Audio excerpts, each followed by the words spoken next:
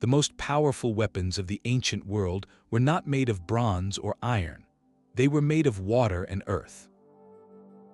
This is the untold story of the artificial inland waterways, the hidden engines that built and sustained empires. By the end of this journey, you will see the map of antiquity completely differently, understanding how the flow of water dictated the flow of history itself. How did a single canal in China keep an emperor in power for centuries? Why would a Roman emperor care more about a muddy ditch than a new temple? We are going to trace the paths of these liquid highways, from the deserts of Egypt to the plains of China, uncovering the forgotten engineering that moved mountains of grain and redirected the destiny of civilizations. What do you believe is the true foundation of lasting power? The first chapter of this story is written not in stone, but in mud. Long before empires rose, small communities clustered along the banks of great rivers like the Tigris, Euphrates, and Nile. For them, water was lifeblood and terror. The annual flood brought rich silt that made the land fertile, but it was unpredictable. A flood too high could wipe out a season's crops and homes. A flood too low meant drought and hardship. Survival, therefore, demanded a dialogue with the river.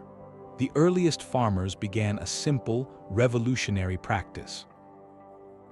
They dug small channels, diverting a trickle of the floodwaters to fields that lay just beyond the river's natural reach. This was the birth of irrigation, a quiet act of defiance against the whims of nature. These were not yet canals in the grand sense. They were more like capillaries, tiny extensions of the river's own system, built by hand with shovels of wood and stone. But within that simple act lay a seismic shift in human thinking.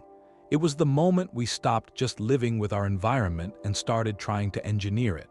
The goal was straightforward: to guarantee food. To create a surplus. With a reliable harvest, a village could grow. It could support people who were not farmers, potters, weavers, leaders, soldiers. This is how cities were born, literally from the watered earth. But a new problem emerged as these urban centers swelled. How do you feed a city of thousands when the most productive farmland is often a distance away? You can only carry so much grain on a donkey or in a cart over rough, unpaved roads.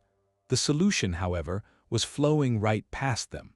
They had already learned to guide water to their fields. Now a more ambitious thought took shape. What if we could guide water to carry our harvest? The natural river was a highway, but it only went where it wanted. The dream became to create a liquid road that went exactly where you needed it to go, connecting the breadbasket regions directly to the heart of the city, or linking two rivers to open a new trade route. This was the dawn of true hydraulic ambition.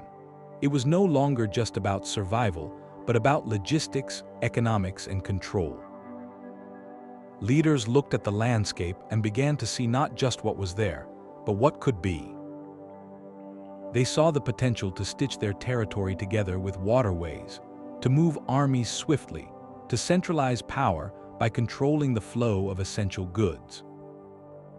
From the humble irrigation ditch sprang the vision for something monumental, a vision that would require mobilizing thousands, moving mountains of earth, and bending geography to human will.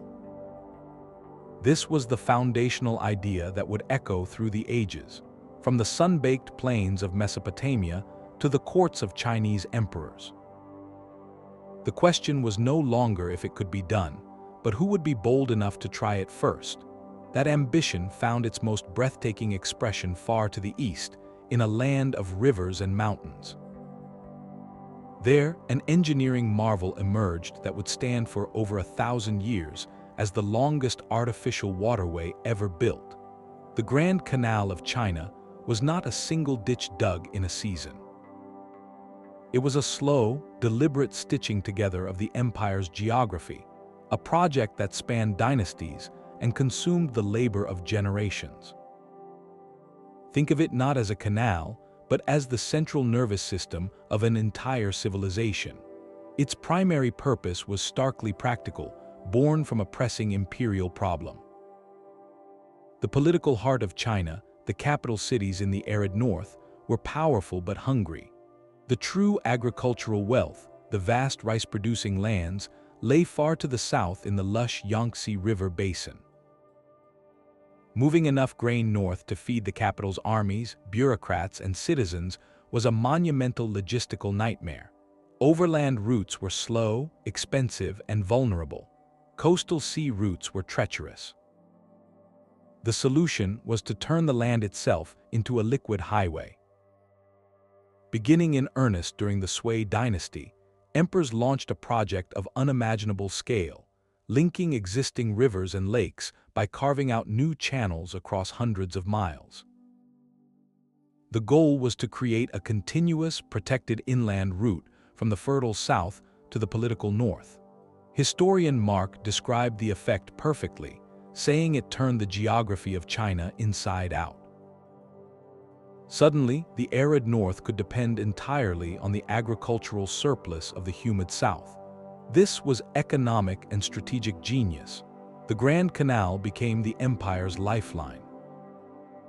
Every year, a vast fleet of government barges, known as the Grain Tribute Fleet, would make the long journey north. These barges did not just carry tax grain to fill the imperial granaries. They became the commercial bloodstream of the nation, transporting salt, porcelain, silk, and every other commodity imaginable. A unified national market was born, with prices and goods flowing as smoothly as the water itself. But a waterway of this scale was not a build-it-and-forget-it project. Its maintenance became a core function of the state, a priority as high as defense or law. Entire bureaucracies were dedicated to dredging the endless silt, repairing the banks, and managing the complex system of locks and weirs. Towns exploded into major cities, hubs of commerce and culture where people from all corners of the empire mingled. The canal did more than move grain. It moved ideas, dialects, and innovations, binding the culture together as tightly as it bound the economy. For centuries, the health of the dynasty was directly reflected in the health of the canal. When it was well maintained, the empire was stable and prosperous. When it fell into disrepair, trouble was never far behind. This was infrastructure as the ultimate expression of power, a concrete declaration that human will could reshape a continent for 1,000 years. While China was unifying its heartland with a river of grain, another civilization was looking to break a different kind of barrier. In the scorching deserts of Egypt, the pharaohs gazed eastward, their ambitions fixed on the shimmering waters of the Red Sea. The Nile was their life, a predictable, fertile giver of everything they needed. But wealth and exotic power lay beyond its valley, accessible only by a long, arduous overland trek across the Sinai.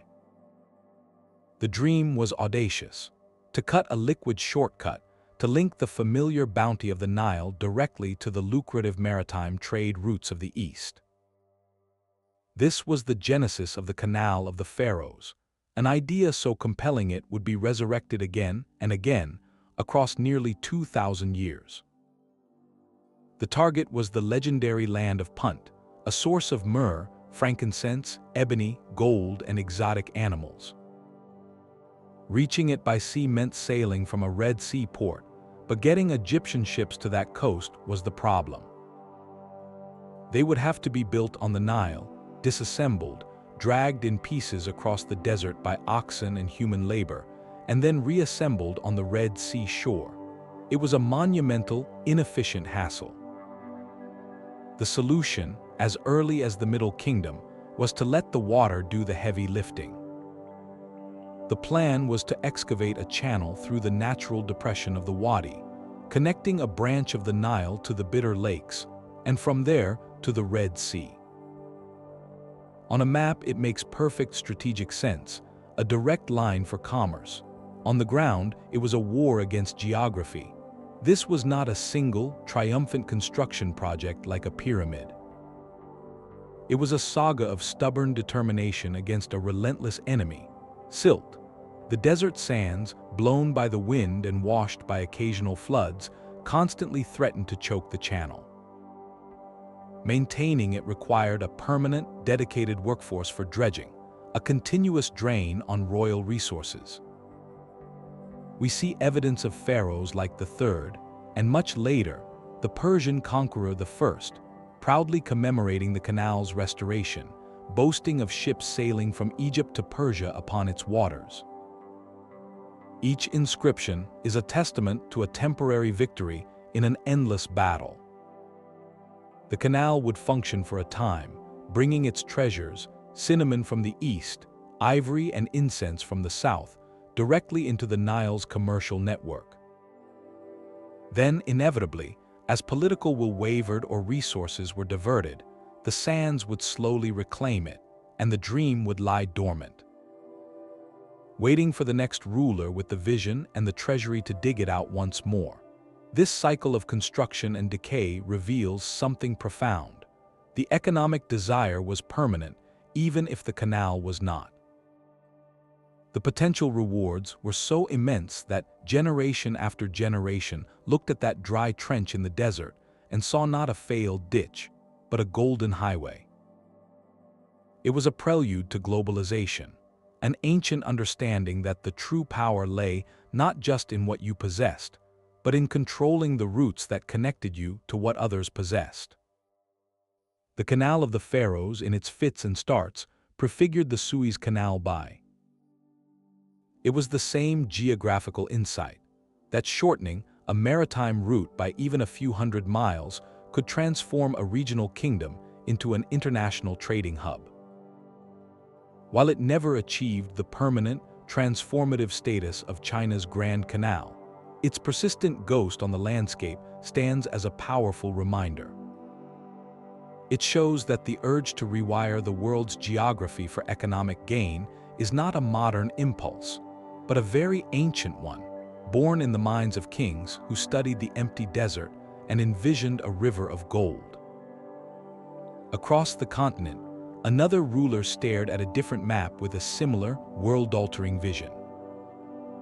In the late 8th century, Charlemagne, king of the Franks and soon-to-be Holy Roman Emperor, commanded a realm that stretched from modern France deep into Germany. His challenge was not feeding a capital, but holding his sprawling, diverse empire together. Communication and control were everything, and the landscape itself was his greatest adversary. Between the heart of his Frankish lands and his volatile southeastern frontiers lay a formidable natural barrier, the European continental divide. To the north, rivers like the Rhine flowed to the North Sea. To the south, the Danube system wound its way to the Black Sea. Moving troops, messengers, or bulk goods like salt and grain between these two worlds meant long, slow, vulnerable journeys overland, through dense forests and across difficult terrain. Charlemagne, a man who built an empire through sheer force of will and military genius, saw a more elegant solution. He would cut the continent in half, not with a sword but with a shovel. His plan was deceptively simple on parchment: dig a canal. This waterway, later known as the Fossa Carolina, aimed to connect the Swabian River, which fed into the Rhine system, with the river, a tributary of the Danube. The distance was short, only about 2 kilometers across a narrow saddle of land. In theory, a boat could float from the North Sea to the Black Sea without ever leaving the water. It was a breathtaking geopolitical idea, a liquid stitch meant to bind the northern and southern halves of his empire into a single, fluid unit. The economic and military advantages were immense. Soldiers could be moved rapidly to quell unrest. Royal decrees could travel faster by boat than by horseback on muddy tracks. The valuable trade of the Danube basin could flow directly into the Rhine, enriching his core territories. This was not merely a ditch for irrigation, It was an early medieval superhighway conceived for control. The reality of the ground, however, proved far less cooperative. When Charlemagne's engineers and a vast army of laborers arrived at the site around the year 793, they encountered a problem no amount of royal authority could easily command. The soil was not firm earth, but a soggy, unstable morass of peat and clay. Modern archaeology suggests they embarked on a heroic effort. They began digging a trench an astonishing 30 meters wide and up to 7 meters deep, piling the excavated earth into massive parallel berms that still loom over the landscape today. Walking between those silent, grass-covered walls, you can feel the scale of the ambition. But with every shovel of wet earth removed, more water seeped in. The trench walls slumped. The primitive pumps of the era, likely bucket chains operated by teams of men, could not keep pace. It was a constant, losing battle against physics and hydrology. After only a few years of struggle, the project was quietly abandoned. The dream of a trans-European canal was shelved, not to be realized for over 1,000 years until the completion of the modern main Danube Canal. So, was the Fossa Carolina a failure? In a purely functional sense, yes. No ship ever sailed its length, but to dismiss it is to miss its profound significance. The very attempt reveals a sophisticated, strategic mind at work in an era often unfairly labeled as the Dark Ages. Charlemagne was thinking like a Roman emperor or a Chinese dynast, using large-scale civil engineering as a tool of statecraft and economic integration. The canal's remnants are a fossilized moment of ambition, proving that the drive to conquer geography for unity and wealth never faded, even in the fragmented world of early medieval Europe. It stands as a powerful, silent testament to an enduring truth that the most lasting empires are often those that try to build bridges, or in this case, canals, between their disparate parts. The echoes of Charlemagne's ambition resonate back to the very beginning of the story, to a flat, sun-baked land between two rivers. This is where the concept of a canal ceased to be a mere tool and became something far more profound, the very code of civilization. In ancient Sumer and Akkad, the Tigris and Euphrates did not simply flow. They were harnessed, divided, and redirected into a sprawling, artificial matrix. This was not a single grand project for glory, but a vast, living network of channels, large and small, that transformed an unpredictable floodplain into a geometric garden. These waterways were the world's first large-scale experiment in completely rewriting a landscape for human purpose. They turned seasonal chaos into a predictable agricultural engine, mile after mile of fertile plots nourished by carefully managed water. But the impact went far deeper than irrigation. This hydraulic grid became the invisible skeleton upon which all of society was built. The canals determined everything. The value of a plot of land was dictated by its proximity to a water channel. Villages and, later, mighty city-states like and Uruk grew at strategic nodes within this network, at junctions where goods could be loaded and unloaded. The boundaries between kingdoms were often the canals themselves. Water was the ultimate source of wealth, and therefore the ultimate source of conflict. City-states did not just go to war over territory, they went to war over water rights, over the control of a single sluice gate that could make a downstream rival's fields wither. This constant need for management, for defense, and for fair distribution forged a new kind of society. It demanded organization, bureaucracy, and law. The famous Code of Hammurabi, one of humanity's earliest legal documents, is strikingly clear on this point. Carved into its stone pillars are specific laws governing canal maintenance. One statute outlines the responsibility of a landowner to keep his section of the communal canal in good repair. Another details the penalties if his negligence causes a breach that floods his neighbor's field. This was not a minor civic duty, it was central to the social contract. Hydraulic management was woven directly into the legal and moral fabric of life. This system, this watery matrix, created an unprecedented surplus of grain. That surplus is what allowed people to stop being farmers. It supported specialists, potters, metalworkers, priests, and scribes. And here the connection becomes astonishing.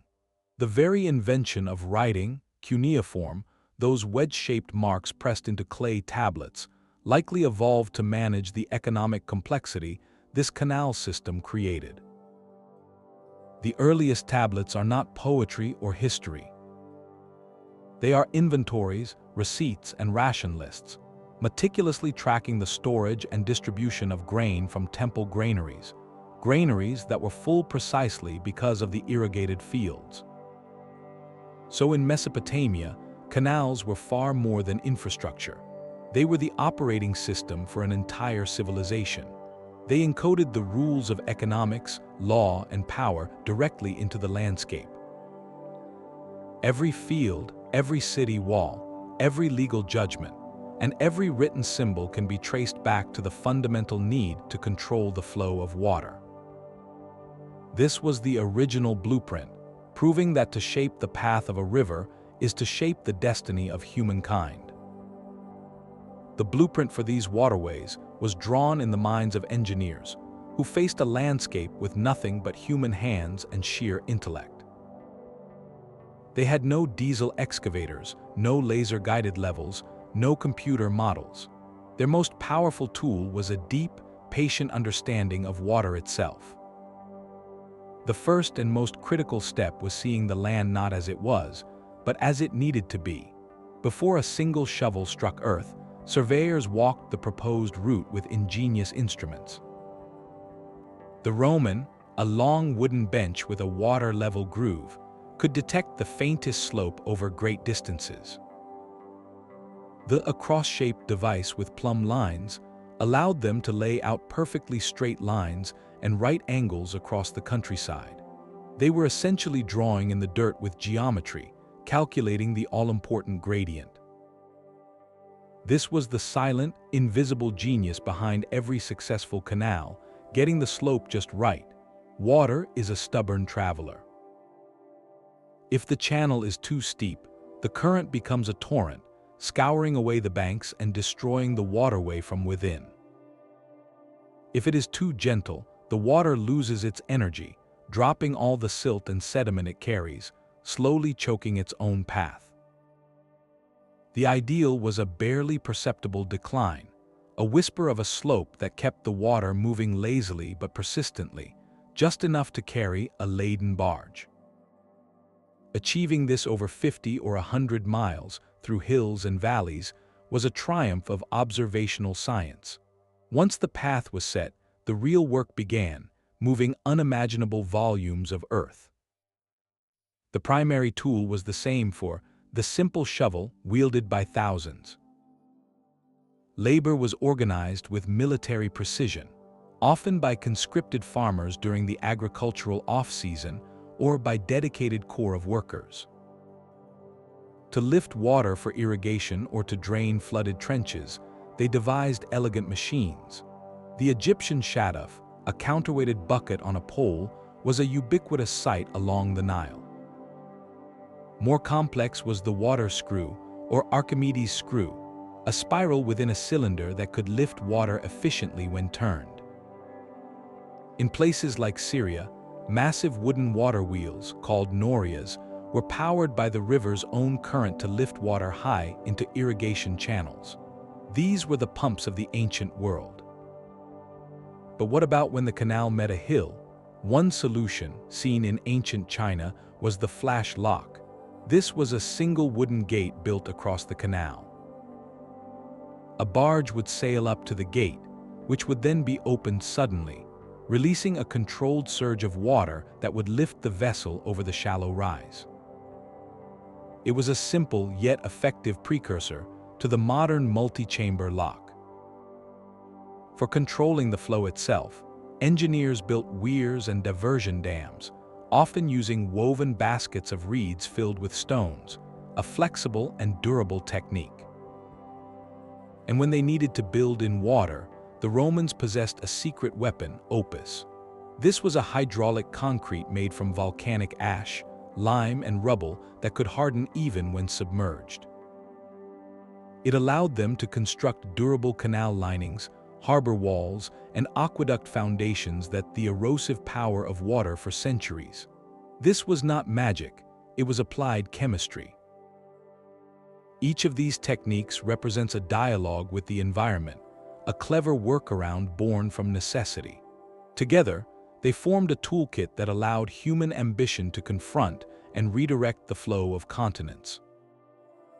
The true marvel is not any single tool, but the orchestration of it all, the ability to envision a liquid road across a map, and then, slowly, stubbornly, patiently, to convince the very earth to agree.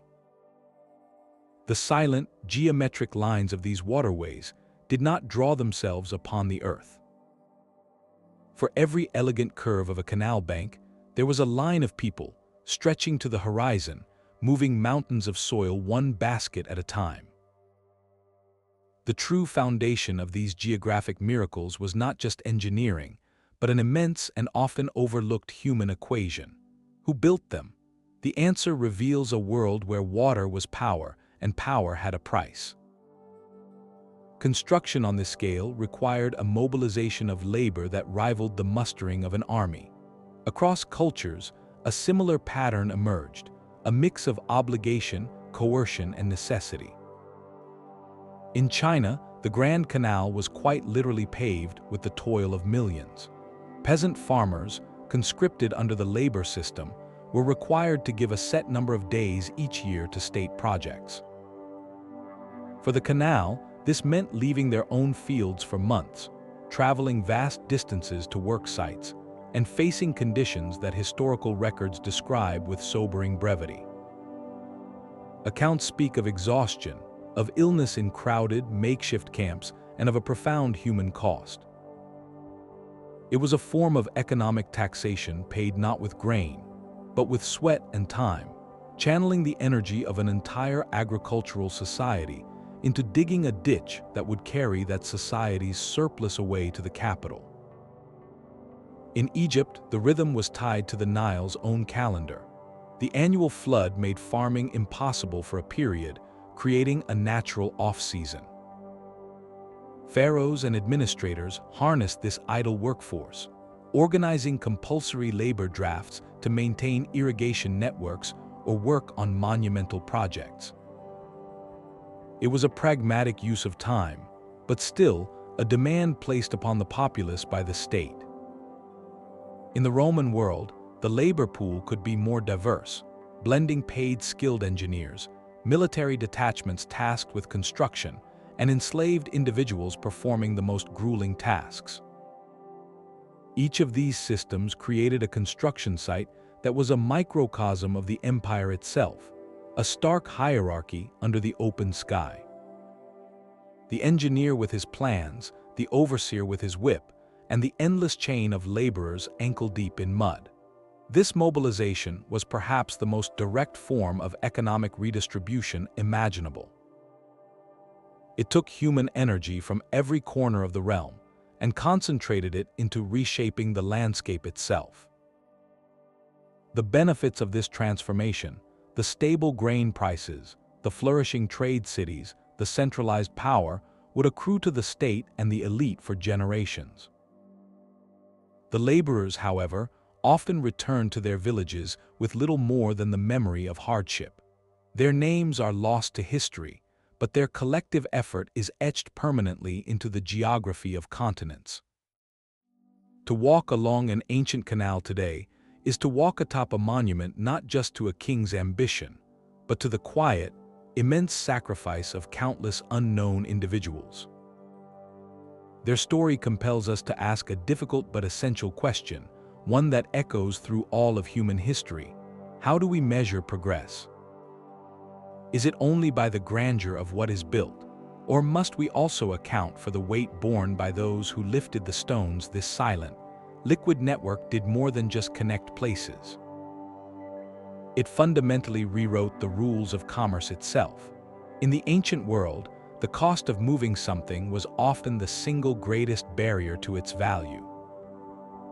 Picture a single barge, a simple wooden vessel floating on a calm canal.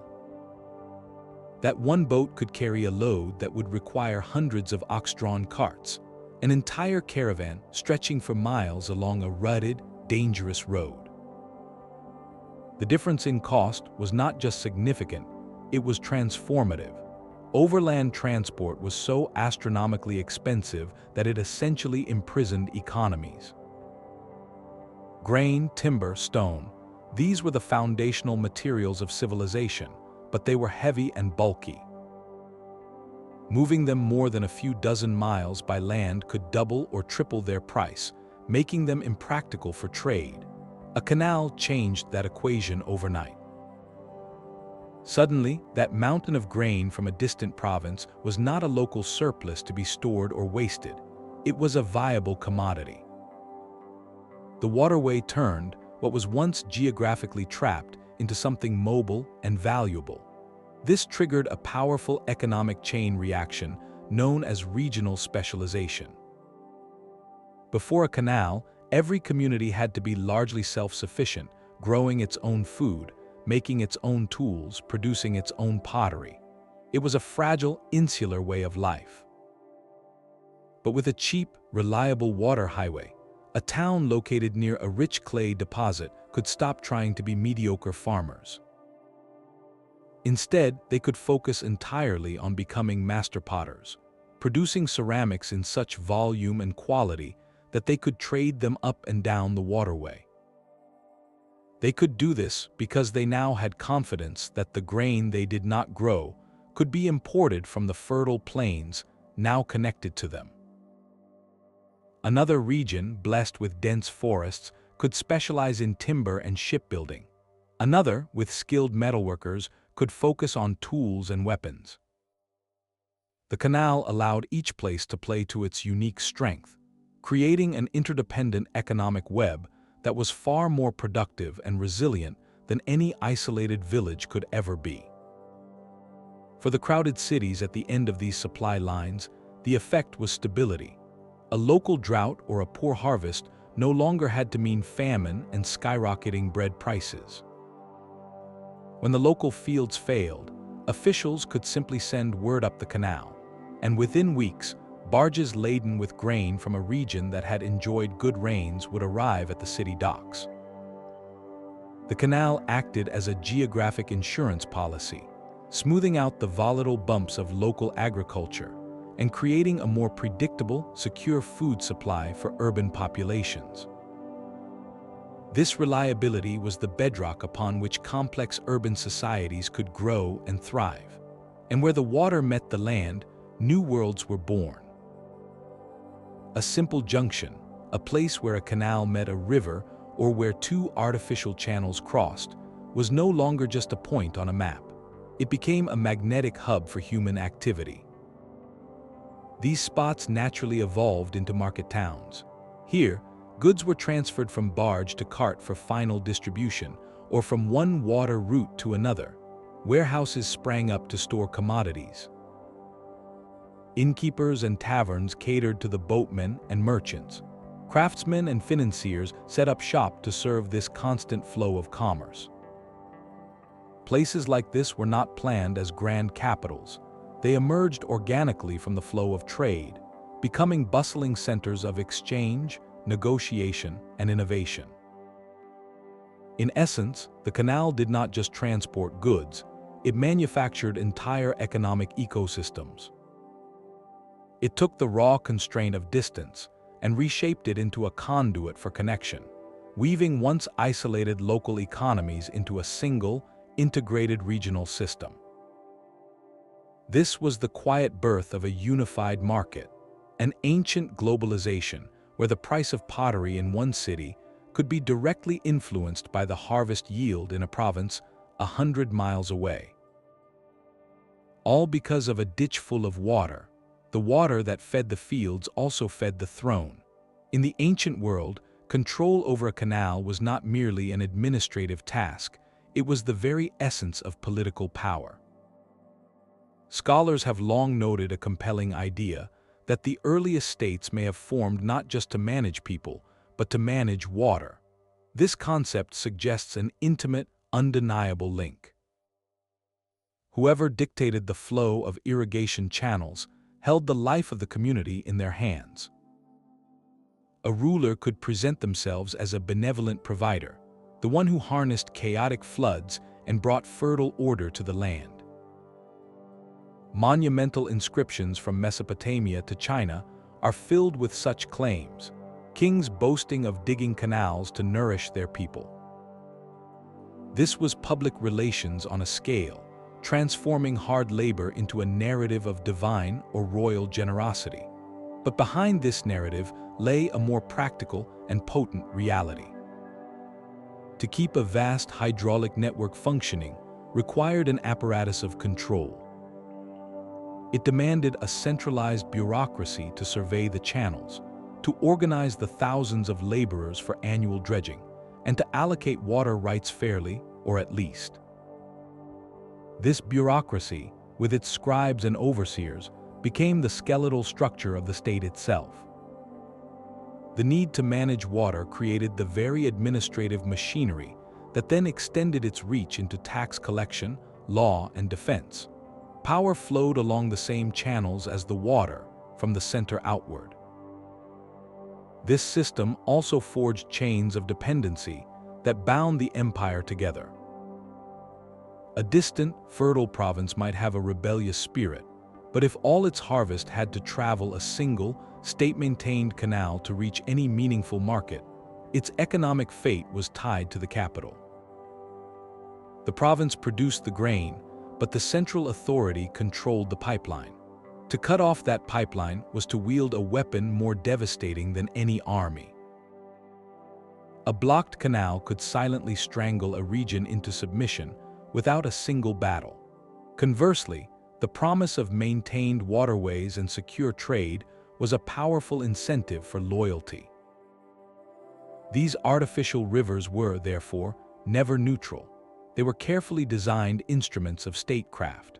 They consolidated power by making the populace reliant on a system only the central authority could sustain. They projected authority by altering the very map in the ruler's name. And they ensured stability not through scarcity, but through a carefully managed, centrally distributed abundance. The ultimate goal was a simple, profound equation: to make the well-being of every farmer, merchant, and city dweller inextricably linked to the enduring strength of the throne that kept the water flowing. A silent canal could move an army as effectively as it moved grain. For ancient commanders, these waterways were not just economic engines. They were liquid highways for power projection, offering a strategic advantage that dirt roads simply could not. The difference was one of fundamental physics. Moving a legion of 5,000 men overland meant a column stretching for miles, trudging along dusty, uneven paths. Each soldier carried his own gear, but the heavy baggage, the siege engines, the tents, and the bulk of the food supply required a cumbersome train of wagons and pack animals. The logistical strain was immense, slowing progress to a crawl and exhausting the troops before they ever saw a battlefield. But place those same men and their equipment onto a fleet of barges on a calm river or canal, and the equation changed completely. The water bore the weight. A single barge could carry the equivalent of dozens of wagons. Soldiers could rest, conserve their energy, and arrive at the frontier not as a weary column, but as a fresh, cohesive force, with their heavy catapults and ballistae intact and ready for deployment. This was strategic mobility on a scale that reshaped military planning. The Roman Empire mastered this art. Their entire frontier defense system along the Rhine and Danube relied on the rivers as supply arteries. Grain from Egypt and North Africa would be shipped across the Mediterranean, transferred to river barges, and transported deep into the heart of Germania or Pannonia to feed the legions guarding the empire's edge. The river itself became a moving road, allowing a relatively small number of troops to patrol and secure a vast border region, because they could be reinforced and resupplied so quickly by water. In China, the Grand Canal served a similar, crucial defensive purpose.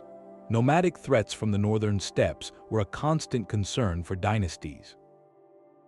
The canal enabled the rapid northward transfer of not just rice, but of entire armies from the populous south to reinforce the Great Wall garrisons. A rebellion in a distant province could be met with a swift, overwhelming response, because the state could move its military might along its internal aquatic highway faster than news of the uprising could spread.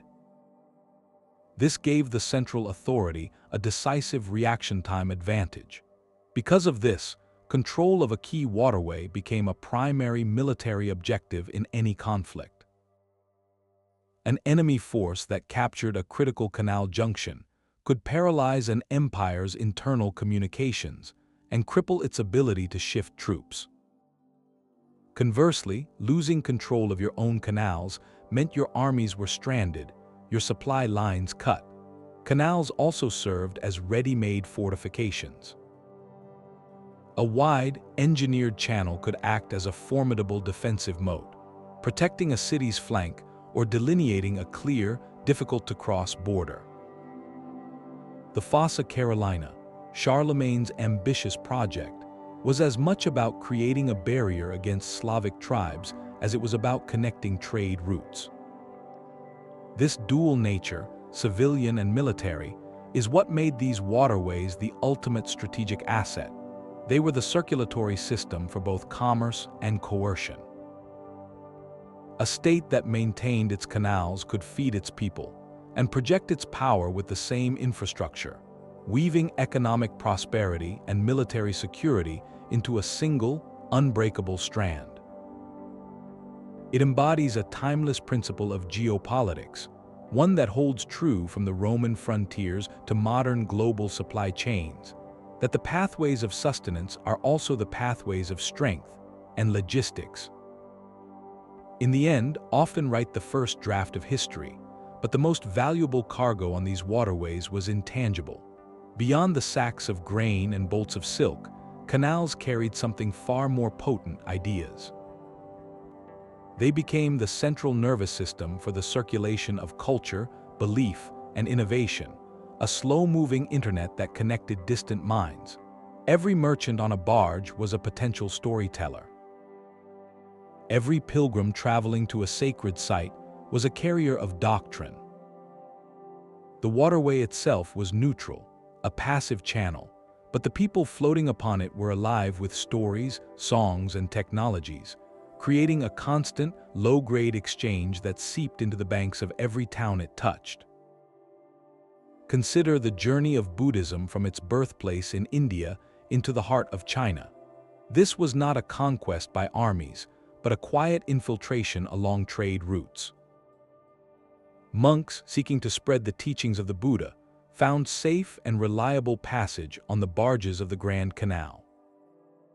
They traveled from the southern ports where ideas from the Indian Ocean world first made landfall, moving northward with the grain tribute fleets. At each canal-side town, they would disembark, perhaps establishing a small shrine or simply sharing their philosophy in the marketplace before catching the next barge further inland. Over generations, this patient, waterborne journey allowed Buddhist thought to seep into Chinese culture, adapting and blending with local and Confucian traditions. Eventually becoming one of the three pillars of Chinese philosophy, the canal did not create the religion, but it provided the pathway for its most profound and lasting diffusion. Similarly, look at the movement of technology. A brilliant invention like the noria, the massive wooden water wheel used for irrigation, originated in the Middle East. But how did it travel to the far corners of the Mediterranean and beyond? It was not the physical wheel that moved, but the knowledge of how to build it. That knowledge hitched a ride with engineers, traders, and perhaps enslaved craftsmen, traveling along maritime routes and then penetrating inland via river and canal systems. A merchant from Syria might describe the device to a landowner in Rome and Spain, while their barges were locked together, waiting for a gate to open. A sketch in the dirt by a dock could spark a local imitation. This is how innovation flowed, not in scrolls locked in libraries, but in the practical conversations of people whose lives were shaped by water management. The towns that grew at these junctures became the world's first true melting pots. Here, a boatman from the north with a sing-song dialect would haggle with a merchant from the south, using a pidgin vocabulary born of necessity. Artistic styles merged. Local pottery began to feature designs from a province 500 miles away because that style sold well to the passing trade. New, syncretic beliefs emerged at these crossroads as travelers introduced their local gods and found surprising parallels with the deities of the host community. Often, these gods were themselves tied to the water. From the Nile Happy to the countless river spirits honored across Europe and Asia, waterways were seen as living, divine entities. Communities held vibrant festivals to thank these deities for the annual flood, or to pray for safe passage before a long journey. The canal was not just a piece of infrastructure, it was a sacred space, a ceremonial artery that connected people not only to each other, but to the spiritual forces they believed governed their survival. This constant, gentle flow of culture had a unifying effect on sprawling empires. A farmer in one province might never see the capital, but he used a coin minted with the emperor's face, bought a tool designed in a distant city, and heard tales of the grand temple being built from stone shipped by canal. He began to feel part of something larger than his village. A shared identity, an imperial consciousness, was slowly woven from these countless threads of exchange. The artificial reshaping of geography did more than alter trade routes. It reshaped the human imagination, fostering a connected ancient world where a thought born on the Ganges could eventually take root on the banks of the Yellow River, all because someone, long ago, decided to dig a ditch. Yet this mastery over water carried a hidden, compounding price. The same channels that delivered life-giving irrigation also delivered a slow, invisible poison to the soil. In Mesopotamia, the cradle of this hydraulic civilization, a quiet crisis unfolded over centuries. The process was deceptively simple. Farmers would flood their fields with canal water. The plants would drink what they needed, and the sun would evaporate the rest. But the evaporation left behind all the mineral salts that had been dissolved in that water. Season after season, year after year, these salts accumulated in the earth, slowly creating a toxic crust. At first, crop yields began to dip. Then, only the most salt-tolerant plants could survive. Eventually, entire swaths of once fertile land became white, barren plains where nothing would grow. This was soil salinization, an environmental debt incurred by the very system that created surplus. It was a lesson in unintended consequences, a demonstration that reshaping a landscape is never a one-time act, but a chain reaction. To feed their cities, the Sumerians and their successors had, in a tragic irony, undermined the long-term capacity of their land to do so. The environment was reshaped in other, equally profound ways. Building and maintaining these waterways was an insatiable consumer of resources. Thousands of wooden sluice gates, barges, and support structures required vast amounts of timber. Forests were cleared not just for lumber, but to open paths for the canals themselves. This deforestation, in turn, altered local microclimates, reduced habitats for wildlife, and left the land vulnerable to erosion. Without tree roots to hold the soil, rains would wash sediment directly into the waterways, accelerating the very siltation that engineers were constantly battling. This created a vicious cycle, more dredging to fix a problem made worse by the construction process itself. The changes went deeper than the surface, altering the natural flow of rivers and digging new channels fundamentally disrupted established ecosystems. Fish migration routes were blocked or confused. Wetlands that had supported rich biodiversity might dry up, while new, stagnant canal branches could create ideal breeding grounds for mosquitoes, potentially increasing the spread of illnesses in populations living close to the water. There is even evidence from some regions that large-scale water diversion could affect groundwater levels, causing some areas to become waterlogged while others dried out, or in extreme cases, contributing to the very slow sinking of the land, a process known as subsidence. What we witness here is not mere resource use, but early, large-scale environmental engineering. These societies were making conscious, calculated trade-offs. They accepted the cost of salinization for centuries of agricultural surplus. They traded forests for the geometric order of irrigated fields. They exchanged a wild, natural river system for a controlled, predictable network of commerce. Their calculus was focused on immediate stability, economic growth, and political power. The long-term ecological bill would be paid by future generations. This ancient dilemma echoes with startling relevance today. It frames a question humanity has grappled with since we first diverted a stream, a question about the true cost of progress. How do we balance our need to reshape the world for our benefit with the responsibility to preserve the systems that sustain us? The silent, salted fields of Mesopotamia stand as an early, sobering chapter in that ongoing story, a reminder that every mark we make upon the earth writes a reply in the language of the environment itself. The landscape of history is littered with ghost canals. For every monumental waterway that shaped an empire, dozens of others vanished, their stories swallowed by the earth that once bore them. These are the silenced histories, the abandoned projects whose faint scars whisper of ambitions that fell short. They are not merely footnotes, but essential chapters in our understanding of the ancient world, revealing a truth often obscured by the grand narratives of success. Geography is not destiny, it is a negotiation, and these lost waterways are the record of negotiations that failed. They show us the precise point where human ambition met an immovable limit, whether of technology, economics, or time itself. Consider the haunting traces of projects that predated even the famed Canal of the Pharaohs.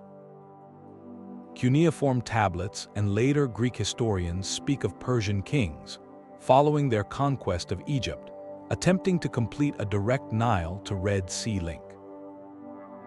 The logistical scale was staggering, a desert cut across hundreds of miles. While evidence is fragmentary, the very suggestion points to a persistent dream that multiple empires believed was within reach, only to be thwarted by the relentless silting sands and the astronomical cost of maintenance. These were not failures of vision, but of practical endurance, where the environment simply refused to cooperate with the royal decree. Other waterways died not from technical failure, but from economic irrelevance. A canal is a living artery, and if the economic heart stops beating, the artery withers. When an empire collapsed, its centralized trade networks often shattered. A canal built to serve a specific imperial logistics chain, like moving marble from a particular quarry to a capital city, would become a useless ditch if that capital was sacked and the quarry abandoned. Trade routes are like rivers themselves. They shift course over time based on political stability, new market demands, or the discovery of better overland passes. A canal fixed in stone and earth cannot easily follow. It becomes a fossil of a bygone economic geography, a straight line leading to nowhere in a world that has moved on. Finding these lost waterways is a detective story written in the land itself. From the ground, they can be nearly invisible, just a subtle depression in a farmer's field or a line of slightly different vegetation. But from above, through aerial photography or LIDAR scanning that strips away forests, their ghosts re-emerge with startling clarity. Archaeologists look for anomalies, perfectly straight lines cutting across natural contours, or the geometric outlines of silted-up harbors and lock basins in places where no water flows today. A misplaced mound of earth might be the spoil bank from a digging project abandoned ago. Each of these features is a clue, a piece of a puzzle that reconstructs not a triumph, but an attempt. Why does studying these failures matter? Because success can often seem inevitable in hindsight. The Grand Canal endured, so we assume it was always meant to be. But the lost canals teach us the opposite, that every enduring structure stood atop a mountain of risk, experimentation, and near misses. They reveal the limits of contemporary engineering, showing us what materials, slopes, or distances were beyond the reach of even the most determined ancient hydrologist. They expose the fragility of political will, how a change in ruler or a war on another frontier could drain the treasury and the labor force from a digging project overnight, leaving it half-finished for eternity. Most importantly, they demonstrate that economic geography is not a fixed map, but a constantly shifting tapestry. A place that was once a crucial junction on a canal network could, within a few generations, become a forgotten backwater. The rise and fall of these waterways prove that connectivity itself is a choice, one that requires continuous investment and adaptation. To walk along one of these silted channels today is to stand at a crossroads of history that never was. You are tracing the outline of an alternative future that some planner, some emperor, some engineer truly believed in. Its silence speaks volumes about the precarious nature of even the grandest human designs, and the quiet, persistent power of the landscape to eventually reclaim its own. These contrasting visions of water management reveal a deeper truth, that the way a society moves water is a direct reflection of how it sees the world. To understand this, we can look at two ancient powerhouses, China and Rome, and the very different philosophies etched into their waterways. In the East, the hydraulic landscape was a grand, unified canvas. The Chinese imperial approach viewed large-scale waterworks as a sacred duty and a practical necessity, intertwined with the concept of the mandate of heaven. An emperor's legitimacy was proven by his ability to maintain cosmic and earthly order, and nothing demonstrated this more powerfully than controlling the floods and ensuring the grain tribute flowed smoothly to the capital. Projects like the Grand Canal were not merely public works, they were acts of statecraft on a continental scale, designed to bind the empire's geography into a single, manageable unit. This required a vast, top-down bureaucracy capable of mobilizing millions, surveying thousands of miles, and enforcing maintenance for centuries. The canal was a physical manifestation of centralized control, a literal channel through which imperial power flowed. The philosophy here was one of holistic integration, where water management, political stability, and cosmological harmony were inseparable goals. The state did not just build the canal, it became the permanent custodian of the entire system. Across the world, the Roman approach to water displayed a different, more decentralized genius. While the Roman state certainly undertook colossal projects, most famously the aqueducts that defined urban life, a significant portion of hydraulic engineering was local and pragmatic. Yes, the state built the magnificent aqueducts to supply cities with fresh water for baths, fountains, and public health, a clear symbol of Roman civic grandeur. But much of the irrigation that fed the countryside was managed at the municipal level or even by private landowners. A wealthy Roman estate owner would think nothing of investing in sophisticated water-lifting devices, storage cisterns, and intricate networks of small channels to maximize his own agricultural yield. The Roman legal system, with its clear definitions of water rights and property, facilitated this private and local initiative. This reflected a society where individual enterprise and municipal pride operated within the broader framework of imperial peace and law. The focus was often on point-specific solutions, a magnificent harbor here, an aqueduct there, or a privately funded irrigation system elsewhere, all contributing to regional prosperity without always requiring a single, unifying central plan. These differences sprang from the land itself. In monsoon Asia, the existential challenge was the seasonal deluge, the need to store vast quantities of water for rice cultivation and to prevent catastrophic flooding. This demanded large-scale, coordinated basin-wide management, something only a powerful central authority could orchestrate. In the Mediterranean world, with its drier, more variable climate and focus on wheat, olives, and grapes, the challenge was often about conservation and distribution. Moving water from a reliable spring to a city or tapping a river for a local farm, the political structures followed suit. China's relatively isolated geography and need for internal cohesion fostered a centralized bureaucratic state. Rome's empire, sprawling across diverse landscapes, often relied on a flexible template.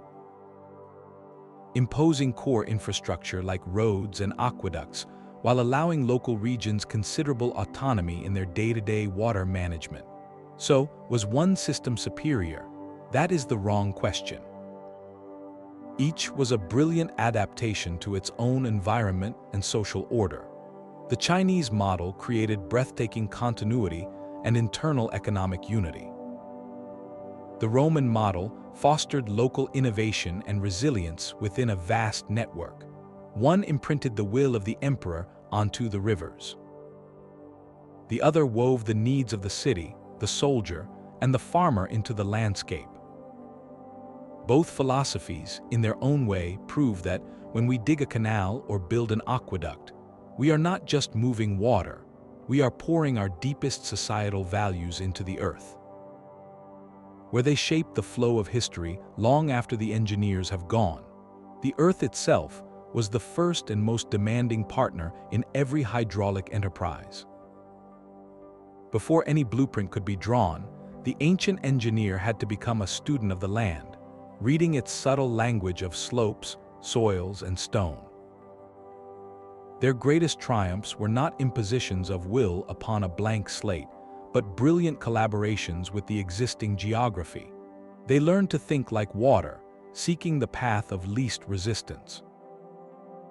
A natural river valley, already carved by a flow, offered a ready-made guide. A low-lying depression between two hills presented a logical saddle to cut through. The most successful routes were elegant marriages of human intention and pre-existing form. Look at the staggering success of China's Grand Canal across the North China Plain. This vast, flat alluvial expanse, built up by the Yellow River's silt over eons, presented a near-perfect canvas. The gradient was gentle and predictable for hundreds of miles. The soft soil, while challenging to dig, allowed for relatively straightforward excavation and could be shaped into stable banks. The geography here was not an adversary, it was an invitation for a grand, linear design. Contrast this with the site of Charlemagne's Fossa, Carolina, in southern Germany. The ambition was to cross the European watershed, a place of rolling hills and complex geology. The chosen saddle seemed narrow and promising on a map, but the ground revealed a treacherous secret. Beneath a thin layer of topsoil lay unstable layers of waterlogged peat and non-cohesive sand. This was geology as a viro. The trench walls could not hold their shape, collapsing faster than they could be dug. The very land refused to cooperate with the imperial vision, turning what looked like a shortcut into a bottomless pit of mud. The type of soil along a route dictated its entire life cycle. A channel cut through firm clay could hold its shape for years, resisting erosion. But one built through loose sand was a nightmare, its banks constantly sloughing off, silting the channel and demanding endless, back-breaking dredging. Engineers had to know their materials not just for construction, but from the ground up. The availability of local resources was a logistical dictator. A canal route planned through a treeless plain would struggle to find timber for lock gates, barges, and reinforcement.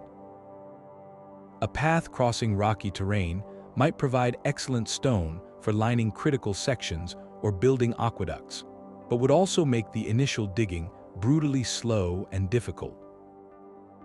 This is why the ruins of ancient waterworks are often found surrounded by quarries or old forest clearings, the landscape itself bearing witness to the resources consumed. Beyond the static land, the ancient hydrologist had to be a meteorologist and a hydrologist. They needed an intimate, generational understanding of the water cycle in their specific region. Where were the reliable springs? How high did the river flood in the wettest season, and how low did it drop in the drought? They had to map the invisible, understanding aquifer levels and watershed boundaries to know which way water would naturally want to flow, and how to divert just a portion of it without stealing from a downstream neighbor. Their tools were observation and memory, studying bird migrations, plant behavior, and the stories of elders to predict patterns.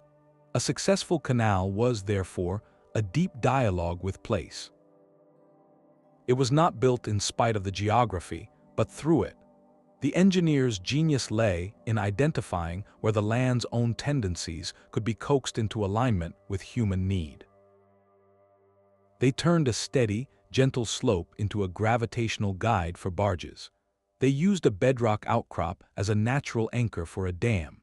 They transformed a seasonal swamp into a regulated reservoir. Every enduring waterway stands as a monument to this profound understanding, a testament to the moment when human ambition stopped fighting the landscape and started listening to it. Learning how to persuade a continent to change its course. The silent geometry of a canal is a map of economic ambition, drawn not in ink but in capital. The true wonder is not that these waterways were built, but that anyone could afford to build them. The labor of thousands was just one line on a ledger that required filling with immense wealth before a single shovel could be ordered. So where did the money come from? The financing of these projects reveals the ancient world's most sophisticated economic engines, a blend of coercion, commerce, and long-term strategic gambling. For an emperor or pharaoh, the treasury was the first and most obvious source. But a treasury is not a bottomless pit. It is filled by the very people and lands it seeks to transform. One of the most direct methods was taxation in kind, where subjects paid their debt to the state not with coins, but with the sweat of their labor on the canal banks, or with the timber and stone from their own lands delivered to the construction site. It was a way to convert the raw productive capacity of the empire directly into infrastructure, bypassing the need for complex currency systems. Conquered territories provided another vital stream. The vast wealth plundered from defeated kingdoms, the gold, silver, and enslaved populations, were often funneled directly into monumental works. A Roman emperor returning in triumph from a campaign might use a portion of the spoils not just for a parade, but to fund an aqueduct or dredge a harbor, literally building his legacy with the wealth of his enemies. This transformed the fruits of war from fleeting treasure into permanent, functional power. But not all investment was extracted by force. In some cases, we see early forms of public-private partnership. Wealthy merchants or local elites, recognizing that a new canal would make their commercial ventures vastly more profitable, might contribute funds or materials to the project. They were, in effect, early venture capitalists, betting on the economic growth the waterway would unleash. The state itself often created dedicated revenue streams for maintenance. In China, the brilliant fiscal move was the state monopoly on essential commodities like salt and iron. By controlling the production and sale of these everyday necessities, the imperial government generated a huge, predictable cash flow that could be earmarked for the endless task of keeping the Grand Canal clear and functional. The salt tax, paid by nearly everyone, literally kept the water flowing. This points to the profound economic calculus at the heart of every decision to dig. The upfront cost was staggering, a mountain of resources consumed in the present. But the state was playing a long game, investing with a vision decades or even centuries into the future. The expected returns were multifaceted. First, enhanced agriculture from improved irrigation would yield larger harvests, which meant a larger tax base. Second, the new trade routes would generate customs duties and market fees, a constant trickle of revenue from every barge that passed. Third, and perhaps most valuable, was the strategic return, the military mobility and political stability that were priceless for maintaining power. This was infrastructure as the ultimate state investment. The emperor or senate was acting as the primary risk-taker, the venture capitalist of geography, betting that reshaping the rivers and plains would pay a perpetual dividend in consolidated control and prosperity. They were not just building a canal, they were purchasing a future, using the wealth of their realm to buy a new and more advantageous map. The silent water in those channels carried the weight of entire economies, the crystallized investment of a civilization betting on itself. The moment the last ceremonial stone was laid, the true work began. A completed canal was not a finished achievement, but a living, breathing entity that demanded constant care. Its primary enemy was not an invading army, but something far more patient and pervasive: silt. Every river that fed into the system carried countless microscopic particles of earth, a fine, suspended sediment that was the gift of fertile plains upstream. But within the calm, slow-moving waters of an artificial channel, this sediment did not stay suspended. It settled. Day by day, year by year, it accumulated on the bottom, a silent, rising floor that would slowly but surely choke the life out of the waterway. If left unchecked, a canal built to float fully laden barges would, within a few decades, become a shallow, muddy ditch, then a swamp, and finally, just a faint line in the soil. To prevent this, empires mobilized not for war, but for dredging. Armies of conscripted laborers, often the same farmers who benefited from the water, would be summoned during agricultural lulls. They would arrive with baskets and shovels, wading into the muck to physically remove mountains of this soft, wet earth, piling it high on the banks in long, linear berms that still define landscapes today. This was not a one-time effort. It was an annual or biannual ritual, as predictable and essential as the harvest itself, and silt was only the first challenge. The very banks of the canal, exposed to the constant lap of waves and the scouring of currents, were vulnerable to erosion. A small breach could quickly widen, unleashing a torrent that would flood surrounding fields and weaken the entire structure. Maintaining these earthen walls required constant reinforcement with stone, woven reed mats, or timber pilings.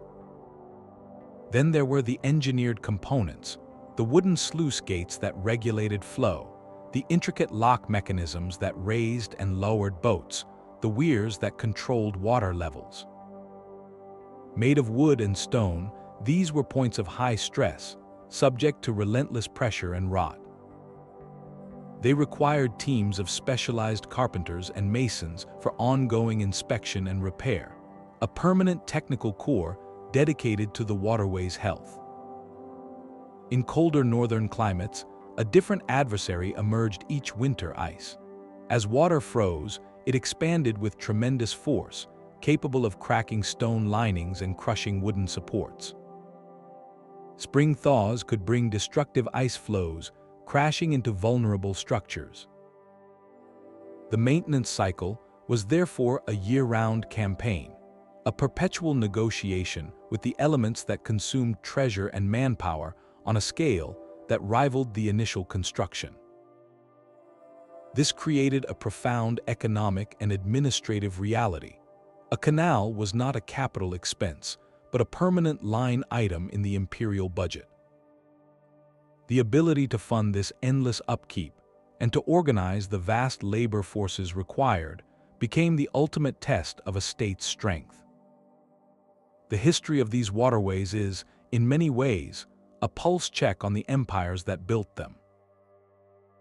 A clear, freely flowing canal was the most visible sign of a strong, administratively competent regime. One that could project its authority into the mundane but vital task of dredging a ditch 100 miles from the capital. It signaled control, prosperity, and long-term vision. Conversely, the slow silting up of a major channel was often the first physical symptom of a state in decline. When political turmoil struck, when coffers were emptied by war or corruption, or when a distant province began to assert its independence, the maintenance crews were often the first to be disbanded. The central authority could no longer enforce the labor drafts or spare the silver from the treasury. The dredging stopped, the banks began to crumble, weeds reclaimed the lock basins. The economic artery slowly clogged and then closed. Regions that had been bound together by the constant flow of barges found themselves isolated once more. The map of connectivity, so carefully drawn by human hands, began to fade, reverting to the older, more fragmented geography of isolated valleys and difficult overland trails. Thus, the water in these canals did more than mirror the vitality of the state. It was its lifeblood, and when the heart of the empire grew weak, the channels themselves were the first veins to run dry. The ghostly lines on the landscape finally have a voice. For centuries, the true scale of these ancient waterways was locked in fragments, half remembered in texts or visible only as puzzling mounds in farmers' fields. Today, a revolution in seeing is bringing these silent networks back to light, not with shovels, but with beams of light and pulses of radar. Archaeologists now wield a suite of technologies that allow them to read the Earth's memory, to see what has been buried for without ever breaking the ground. One of the most powerful tools is called LiDAR, which stands for light detection and ranging. Mounted on an aircraft, it fires millions of laser pulses at the ground. By measuring how long each pulse takes to return, it can create an extraordinarily detailed three-dimensional map of the surface. Digitally stripping away dense forest canopy or modern farmland to reveal the bare earth beneath. And there, often as clear as a pencil line on paper, appear the geometric ghosts of the past. A perfectly straight depression cutting across a natural valley, the faint but unmistakable outline of a silted-up harbor basin in the middle of a field. The parallel berms of an excavation project abandoned centuries ago.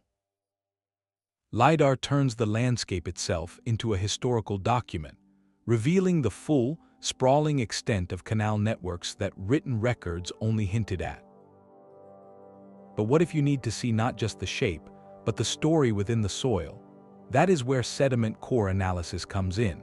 Researchers push long, hollow tubes deep into the earth along a suspected canal route. When they extract these cores, they are pulling up a vertical timeline. They can see distinct layers like pages in a book. A thick band of uniform clay might be the original lining of the canal channel, deliberately placed by ancient engineers. Above it, layers of fine silt tell the tale of centuries of slow accumulation, of the waterway in use. Then perhaps a sudden change, a layer of coarse gravel and root matter, evidence of the canal being abandoned and nature rushing back in. By analyzing pollen grains trapped in these layers, scientists can even reconstruct the ancient environment. Learning what crops were grown in the irrigated fields alongside the water, or when deforestation occurred to make way for its path. From even higher above, satellite imagery and aerial photography offer another perspective. They can detect subtle variations in plant growth and soil moisture that are invisible from the ground.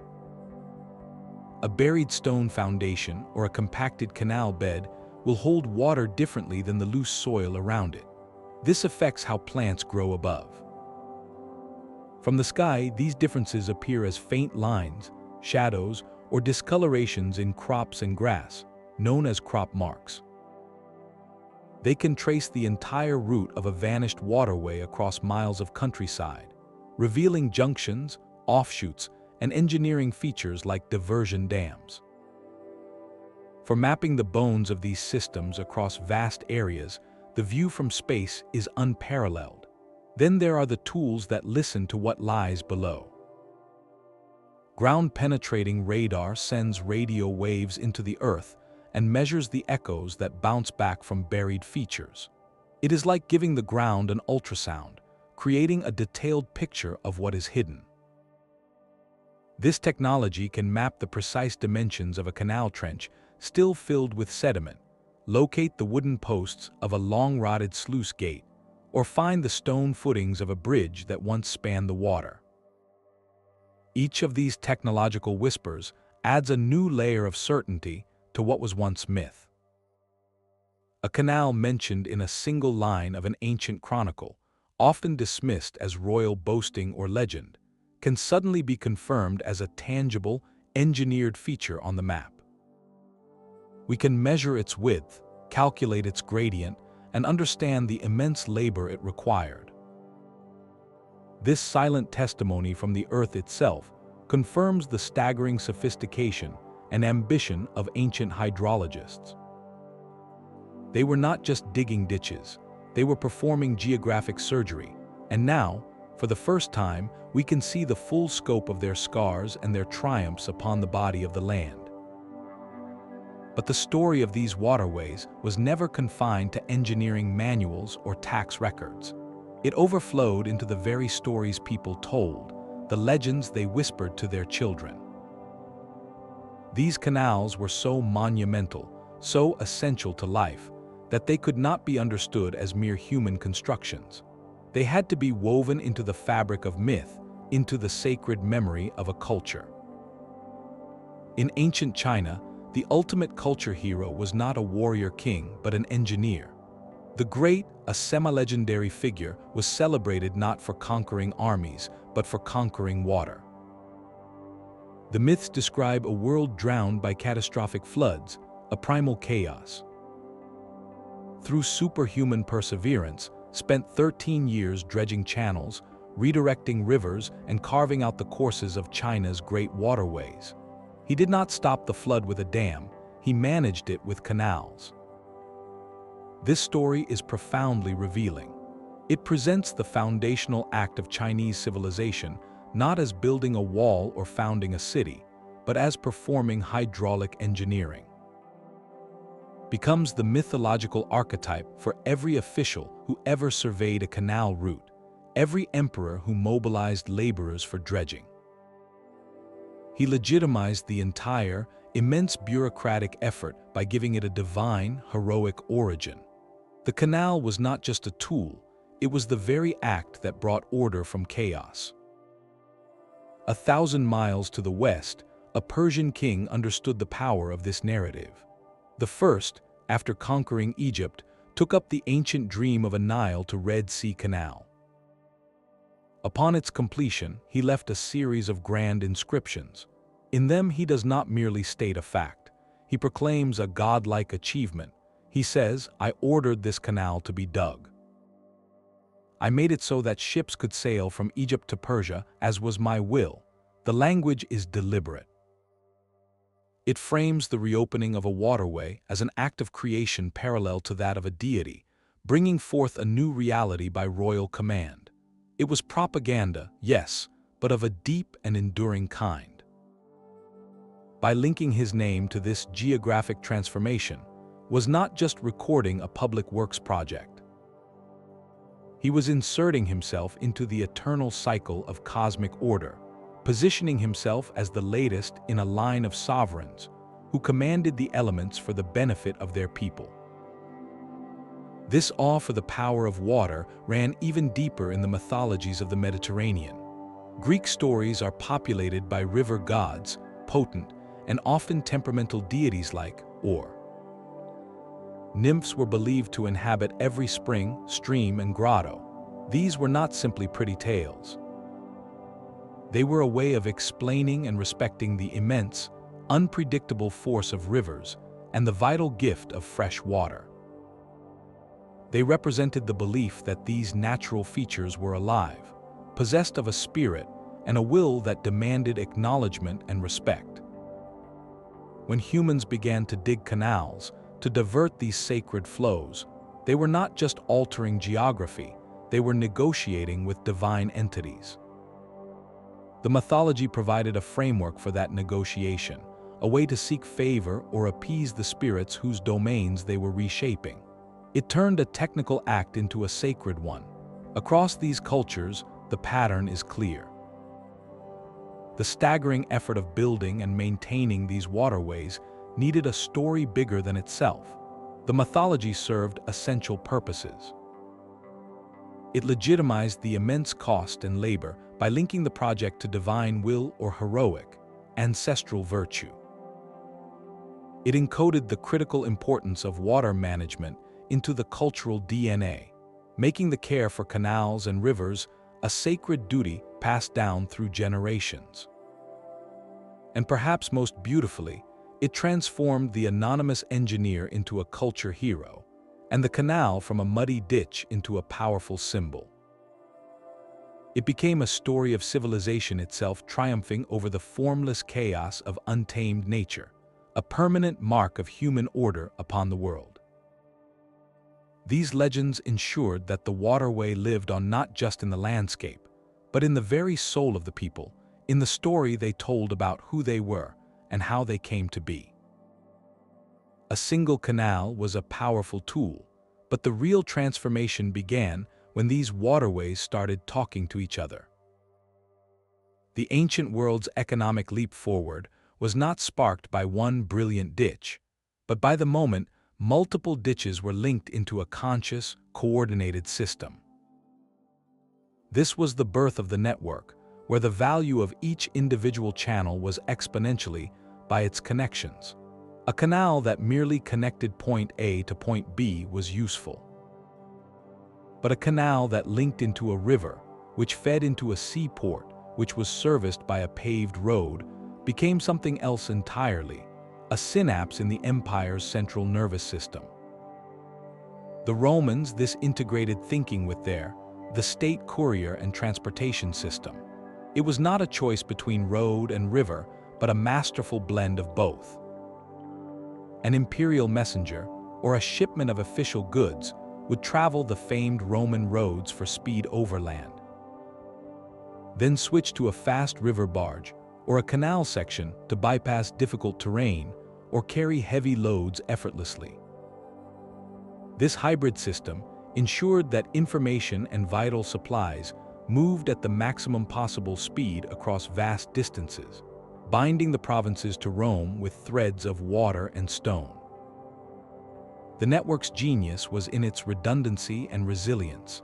If a bridge was out on a road, the courier could take to the water. If a canal was being dredged, the goods could go by cart for a stretch. This flexibility made the entire imperial logistics machine far more robust against the inevitable disruptions of weather, accident, or local conflict. But the ultimate expression of this networked philosophy unfolded in China. The Grand Canal was never meant to stand alone. Its monumental purpose was to serve as the central backbone, the primary trunk line to which every other economic artery could connect.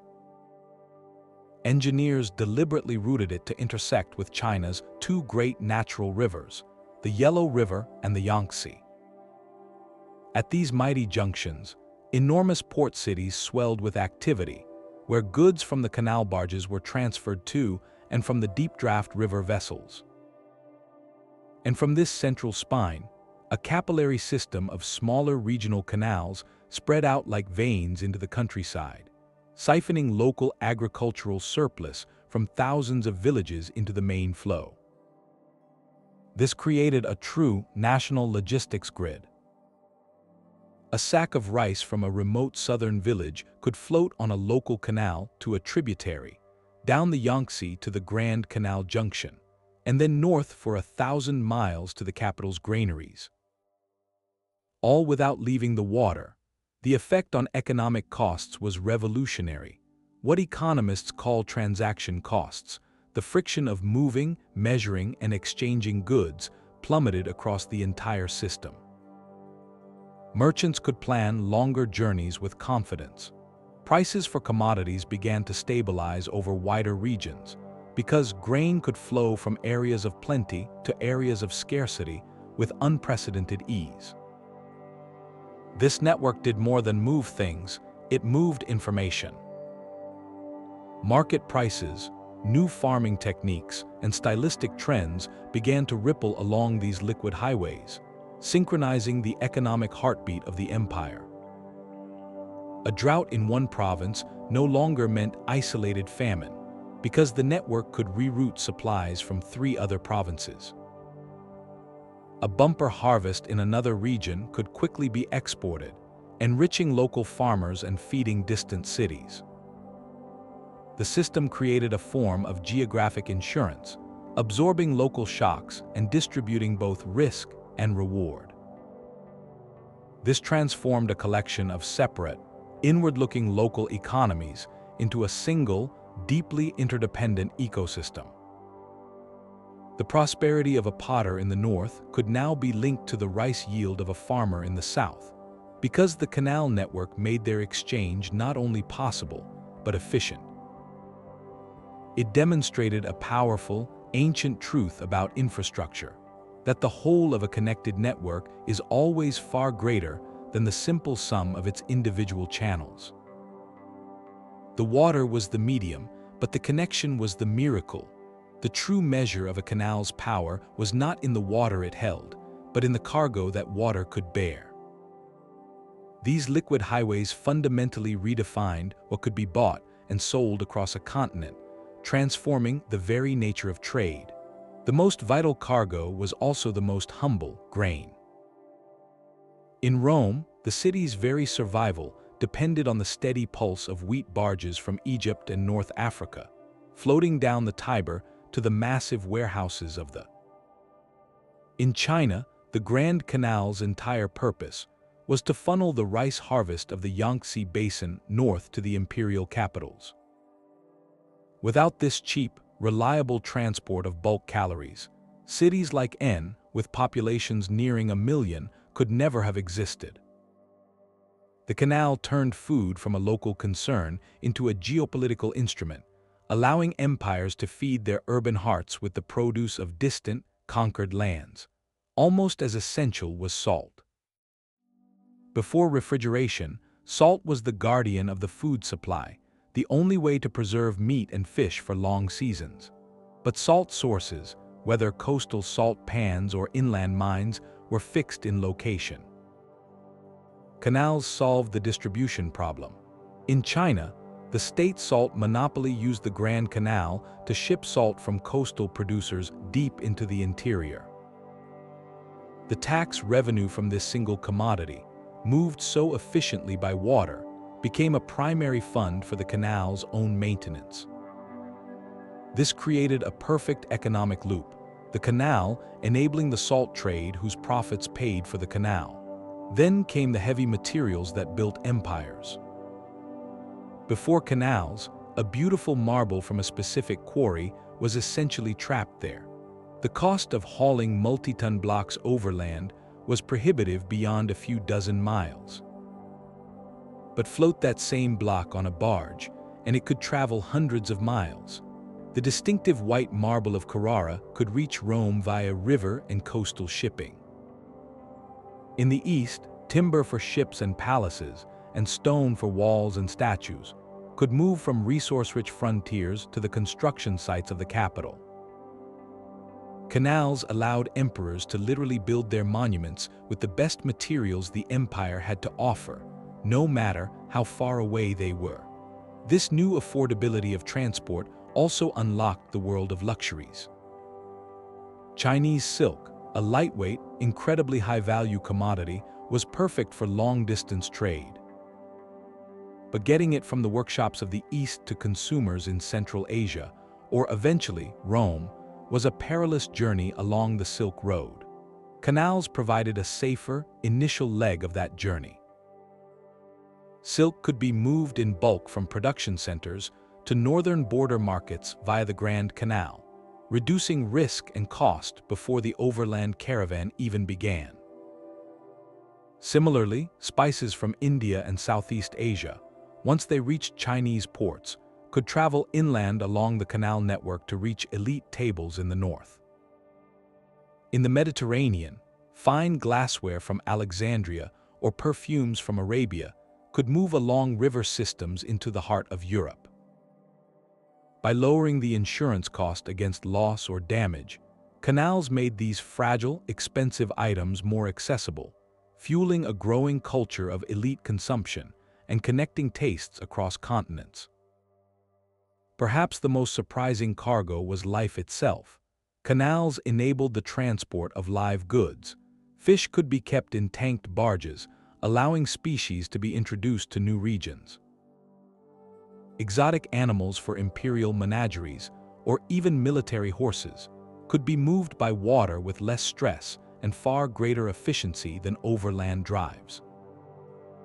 Even delicate pottery, which would shatter in a bumpy cart, had a much higher survival rate gliding smoothly on a barge. This shift in the cost equation quietly revolutionized the resource map.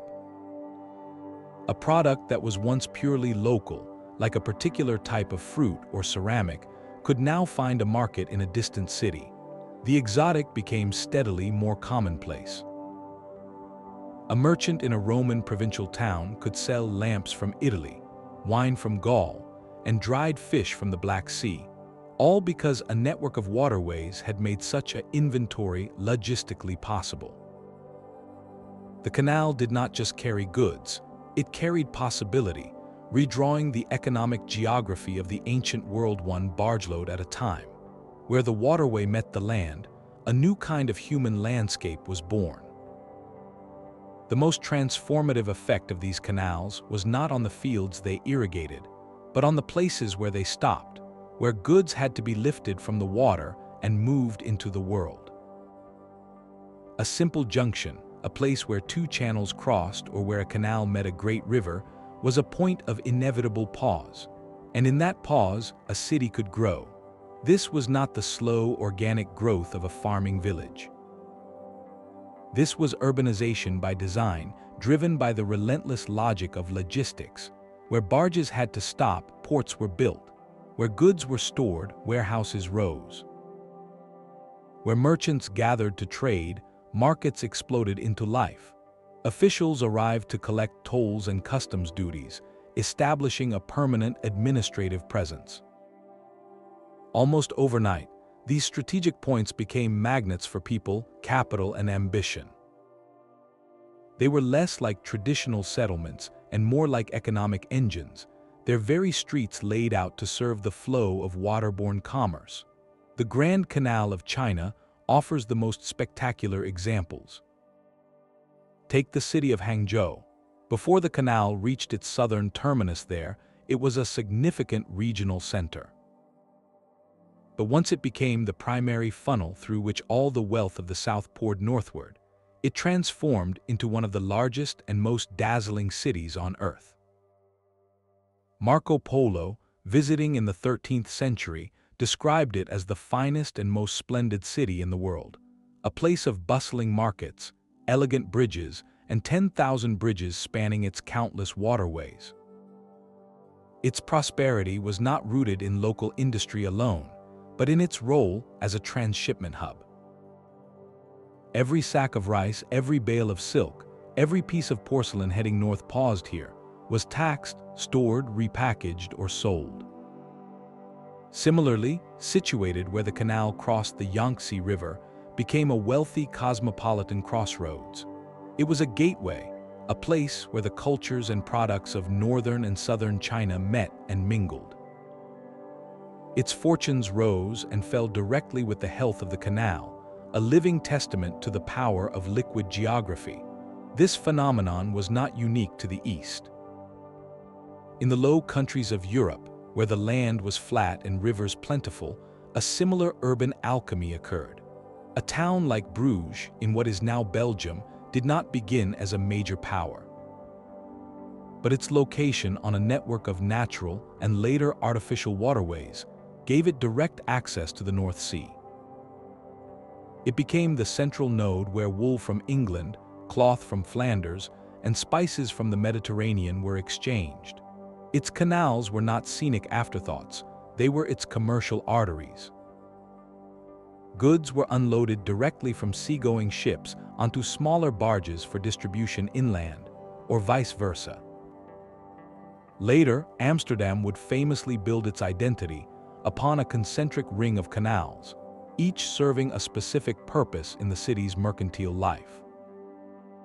These were not cities that happened to have canals, they were cities that were because of canals.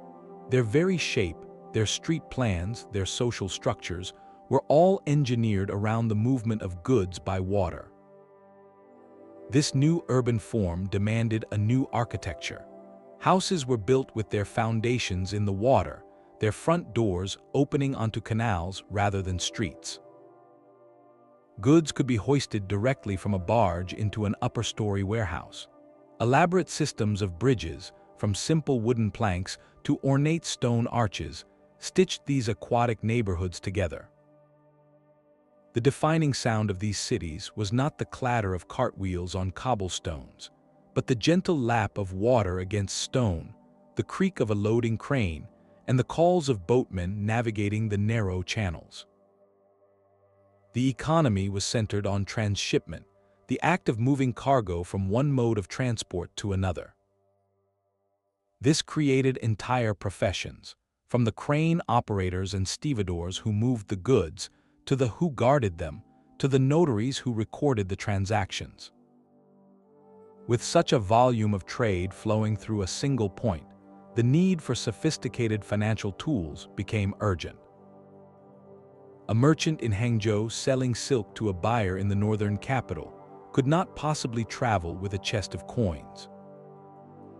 Instead, he would use a system of letters of credit, a promise of payment issued by a trusted agent in one city that could be cashed with a corresponding agent in another.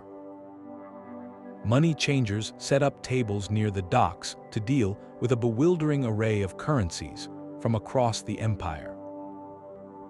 The concept of marine insurance, or in this case, barge insurance, evolved to protect investments against the very real risks of sinking, piracy, or damage.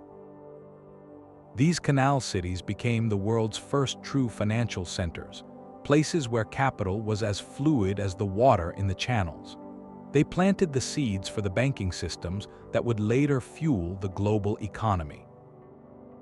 The ultimate legacy of this process is a profound shift in how humans live.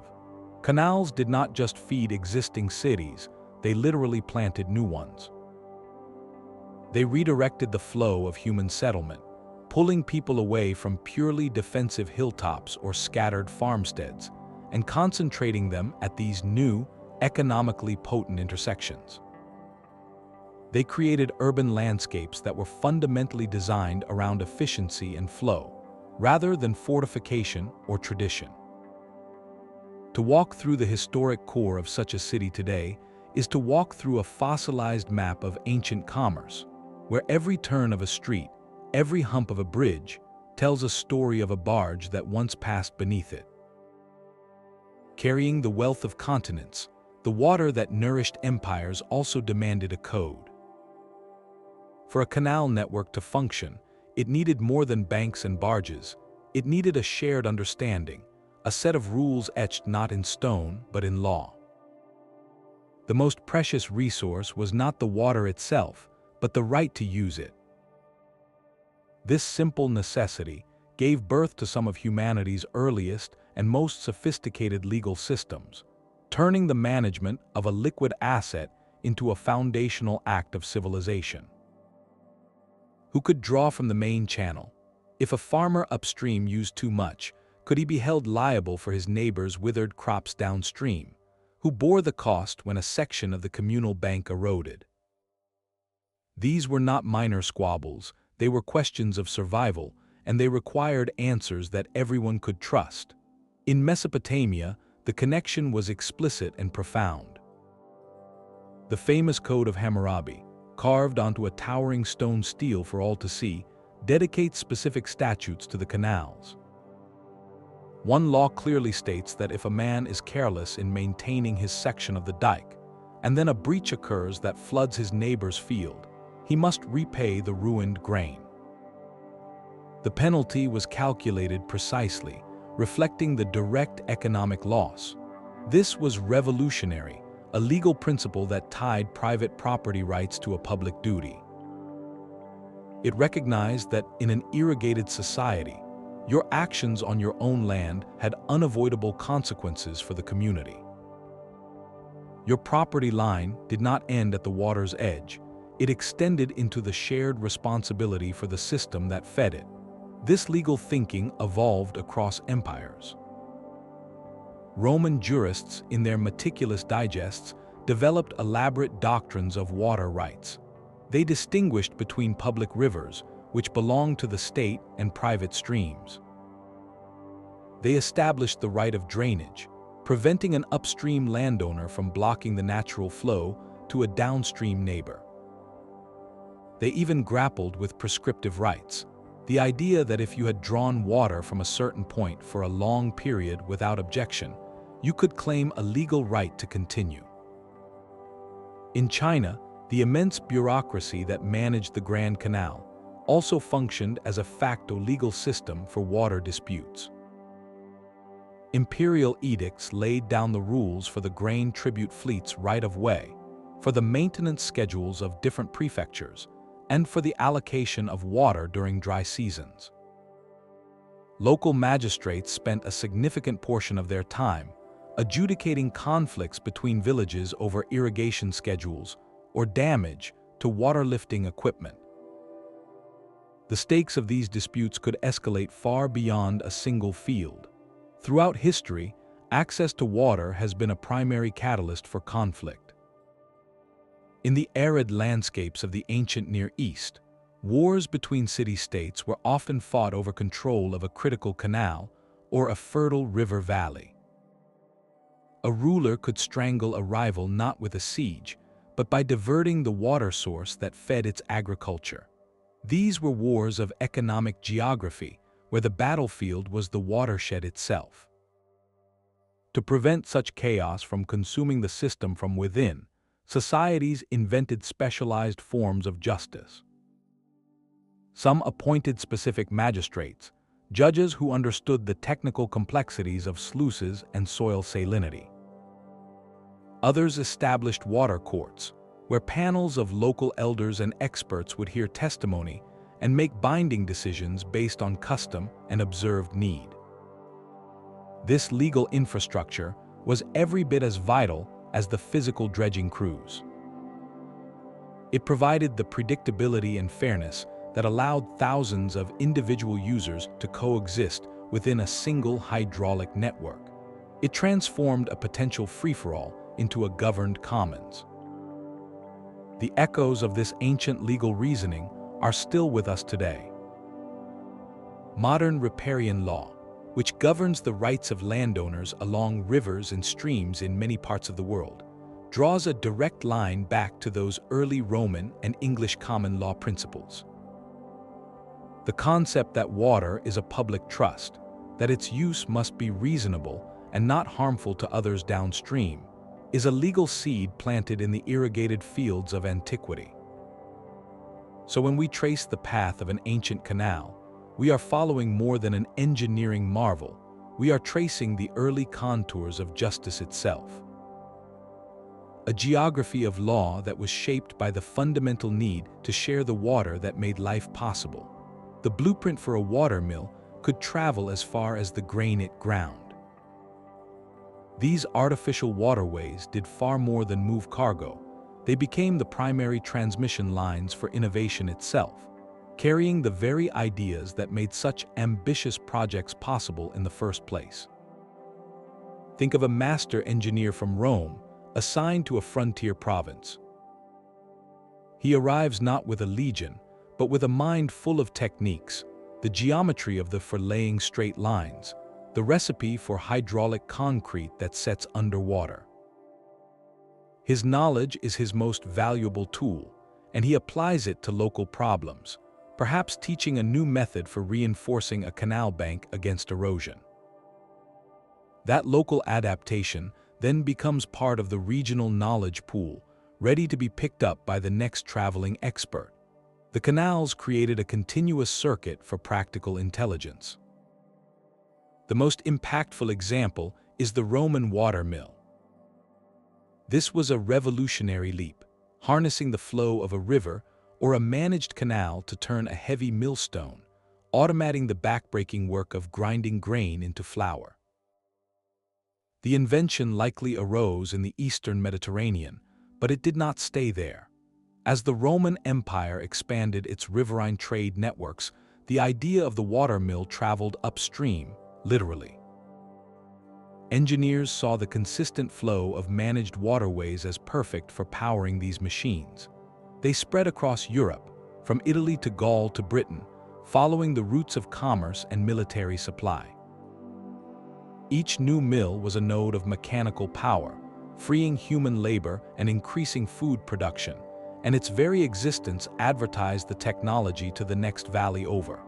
The diffusion worked in both directions. In China, a brilliant innovation for managing the tricky gradients of the Grand Canal was the pound lock, a chamber with gates at both ends that could raise or lower boats to different water levels. This complex piece of hydraulic engineering was perfected over centuries.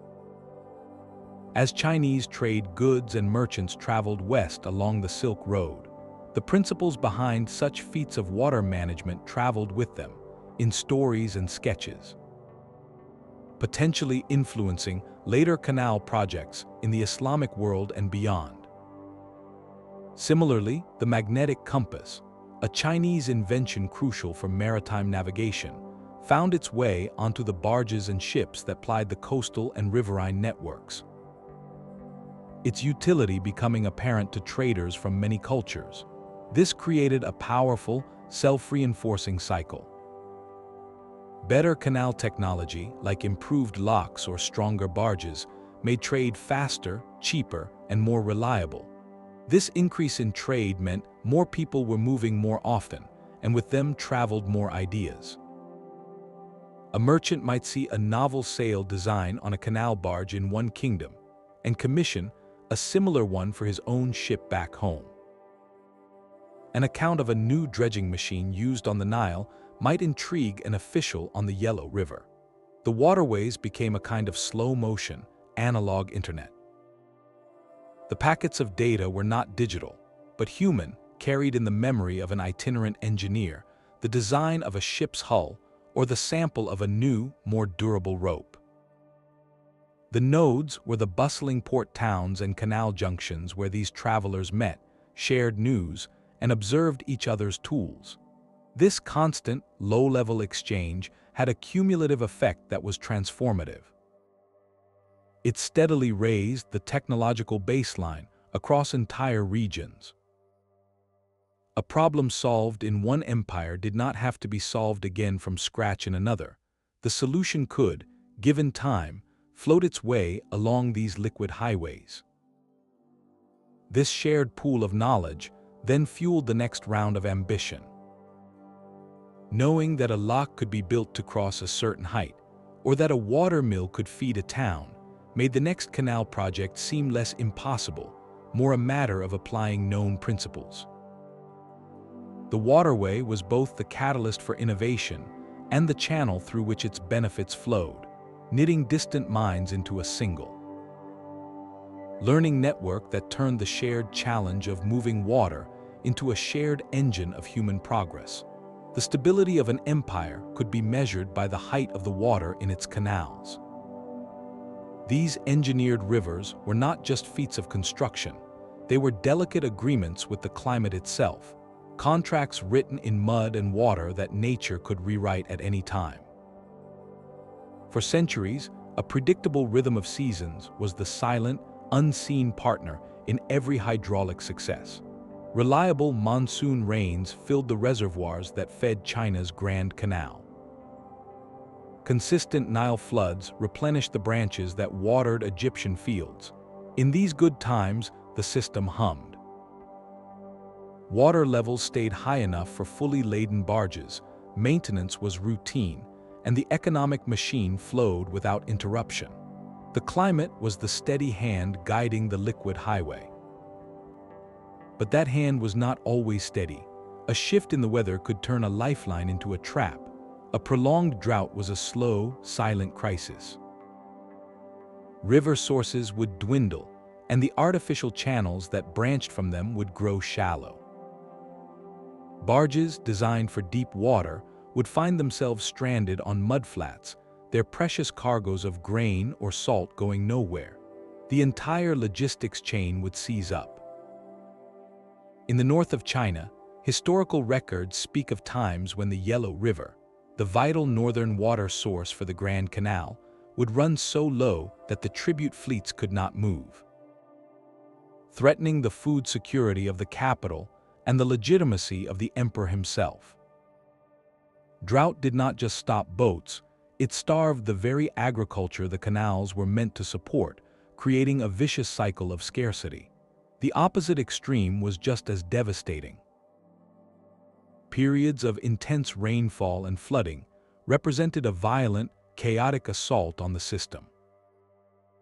A river swollen far beyond its banks would become a torrent, its power as it rushed into the narrow, confined channels of a canal. The carefully engineered earthen banks, designed to hold a gentle flow, could be obliterated in hours. A single breach could unleash a wall of water, scouring out miles of channel, washing away lock gates, and flooding the very farmlands the water was meant to nourish. The damage was not just to the infrastructure, but to the faith in the system itself. Rebuilding after such an event required a massive, immediate mobilization of labor and treasure, a drain on the state precisely when it was most vulnerable. This vulnerability points to a profound historical puzzle. The decline of the magnificent canal-fed cities of ancient Mesopotamia may not have been due to war or political collapse alone. Research by paleoclimatologists, scientists who study ancient climates, suggests a creeping enemy, a long-term trend towards greater aridity. Over centuries, the region simply became drier. The rains that fed the Tigris and Euphrates grew less reliable. The rivers themselves may have shifted their courses slightly over the flat plain, leaving some canal intakes high and dry. The very environment that had once invited hydraulic mastery was slowly withdrawing its support. The intricate network of channels, which had turned the desert green, began to fail. The silent, accumulating poison of soil salinity was accelerated by the lack of sufficient fresh water to flush the fields. What was once a garden became, once again, a salt-encrusted waste. This reveals a tragic irony at the heart of these ancient megaprojects. In their quest to conquer geography for stability, empires often built astonishingly rigid systems. A canal is a fixed line on a map, an enormous investment in one specific path for water to flow. When the climate cooperated, this rigidity was a strength, creating predictable, efficient corridors of power. But when the climate changed, that same rigidity became a catastrophic weakness. The empire could not easily pick up its 1,000-mile canal and move it. It was locked into a hydrological reality that was disappearing. The society had become exquisitely adapted to a specific environmental niche, and when that niche shifted, the adaptation became a liability. This interplay forces us to see these waterways not as timeless monuments, but as dialogues. They were a society's ongoing conversation with the natural world, a bet placed on the consistency of the skies and the rivers. For a time, that bet paid off in spectacular fashion, enabling concentrations of wealth and culture that still awe us today. But the climate was always the senior partner in that venture.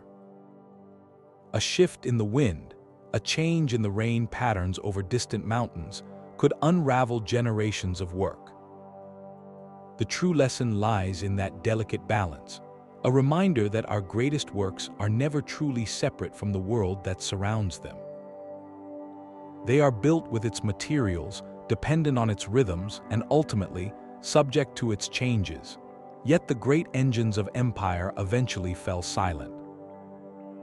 The political earthquakes that shattered the Roman Empire in the West and brought down China's mighty Han Dynasty did more than topple palaces and scatter armies. They severed the central nervous systems that had pulsed with imperial will. The grand, state-led vision for reshaping continents with waterways seemed to vanish overnight, a forgotten ambition in a world turned inward and local. The age of the megaproject was over, or so it appeared. But if you listen closely to this quieter era, you can still hear the water flowing. The knowledge of how to manage it and the desperate need to do so never disappeared. It simply found new guardians and adapted to a new, fragmented scale. In Europe, the sprawling imperial logistics networks collapsed into a patchwork of isolated manors and fledgling kingdoms. The dream of a Charlemagne to cut a canal across the continent was now unimaginable. Who could muster such labor? Who could enforce such a plan? The authority to command geography had dissolved. Yet people still needed to eat, and grain still needed to be ground. Into this vacuum stepped an unexpected class of hydraulic engineers, the monastic orders. Secluded in their rural abbeys, monks became the new stewards of water management. Their communities were islands of stability and literacy in a turbulent sea. With meticulous care, they would divert a local stream to create a series of fish ponds, a reliable source of food for fasting days. They would build precise, small-scale irrigation channels to water their kitchen gardens and orchards, ensuring the community's self-sufficiency. Most importantly, they perfected the watermill. A monastery with rights to a river would often build a substantial mill, not just for its own grain, but as an economic hub for the surrounding peasantry, who would bring their harvest to be ground for a fee. This was hydraulic engineering in miniature, no longer for imperial glory, but for communal survival and spiritual discipline. The technology and the principle lived on, maintained by hooded figures in cloisters, waiting for the day when power would once again be organized on a scale grand enough to dream bigger. While Europe retrenched, a different story unfolded under the crescent moon. From the sun-baked fields of Spain to the river valleys of Mesopotamia, the Islamic world became the undisputed heir to ancient hydraulic wisdom. Here, The engineering flame burned brightly, refined and expanded. In arid regions, they mastered the Canal, a breathtakingly simple yet labor-intensive system of underground tunnels that tapped into mountain aquifers and gently sloped the water down to the arid plains below. All by gravity with minimal evaporation. On the great rivers like the Orontes, they erected monumental norias, those giant wooden water wheels whose groans became the soundtrack of cities like Hama, lifting water high into aqueducts that fed public baths. Fountains and lush gardens. This was not mere maintenance, it was innovation within continuity. Islamic scholars studied and translated Greek and Persian texts on engineering, adding their own observations. Their cities from Cordoba to Baghdad were marvels of hydraulic planning, with public baths, elaborate sewer systems, and courtyards cooled by flowing water.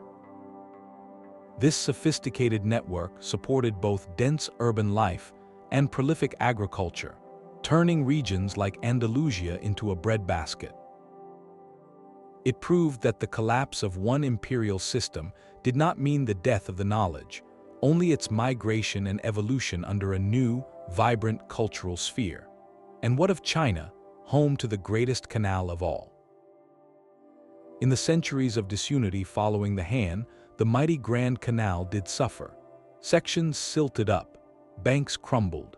The unified economic geography it had created fractured along political lines. Yet critically, the concept never died. It lived on in the historical records, in the administrative handbooks, in the collective memory of what had once made the empire whole. It remained the ultimate blueprint for unity. So when strong, centralized power finally re-emerged with the Sui dynasty, the vision returned with explosive force. The Sui did not invent a new idea. They resurrected an old one on a staggering scale, forcibly linking the north and south with a renewed, expanded waterway. The subsequent Tang dynasty would reap the benefits, their golden age floating literally on the canal's restored currents. This cycle reveals a profound truth about this entire post-classical pause. It was not a regression into hydraulic darkness, it was a necessary shift in scale. The principles of economic geography, that water could be engineered to bind territory and generate wealth, were kept alive in the ledgers of monasteries, in the turning of norias, and in the archives of fallen dynasties. The knowledge was banked, like water behind a dam, ready to be released in a torrent when the political will once again open the sluice gates. The utility of the canal was so enduring that it transcended the empires that built it, becoming a permanent part of humanity's toolkit. Waiting for the next civilization bold enough to draw a line on a map and command the earth to follow, the dream of Charlemagne did not die in the mud of the Fossa Carolina. It merely slept, waiting for a world ready to revive it. Centuries later, that world began to stir in the bustling market squares of rising city-states and the quiet studies of scholars rediscovering lost Roman texts. Europe was awakening, and with it came a renewed, practical ambition to once again command the flow of water for profit. This was not the imperial decree of a single emperor, but the calculated investment of merchants, dukes, and urban councils who saw in a managed waterway a direct path to wealth. The scale was more modest, but the vision was just as sharp. In northern Germany, a full 600 years after Charlemagne's attempt, a new waterway was carved through the land. The canal, completed in 1398, achieved what the Frankish emperor could not, linking the Elbe River to the Baltic Sea. Its purpose was starkly commercial, to transport salt from the mines of to the hungry ports of the League. This was no grand unifying artery for an empire, but a vital economic lifeline for a network of trading cities. It proved that the geography of Europe could be rewritten, not by royal fiat, but by the relentless logic of commerce. Far to the south, in the fertile plains of Lombardy, another kind of hydraulic renaissance was flowering. The city of Milan, landlocked and ambitious, embarked on a project that would become its liquid heartbeat. Beginning in the 12th century and expanding over generations, this canal was of urban logistics. It tapped the Ticino River, channeling its waters over 30 miles to the city's gates. Its primary cargo was not grain for an emperor, but the very stone and marble needed to build the magnificent Duomo Cathedral rising at the city's center. Barges laden with blocks from the distant quarries floated directly to the construction site, a continuous, efficient supply chain that turned architectural ambition into reality. Later, the swaters would irrigate the surrounding countryside, creating the rich agricultural land that fed the growing metropolis.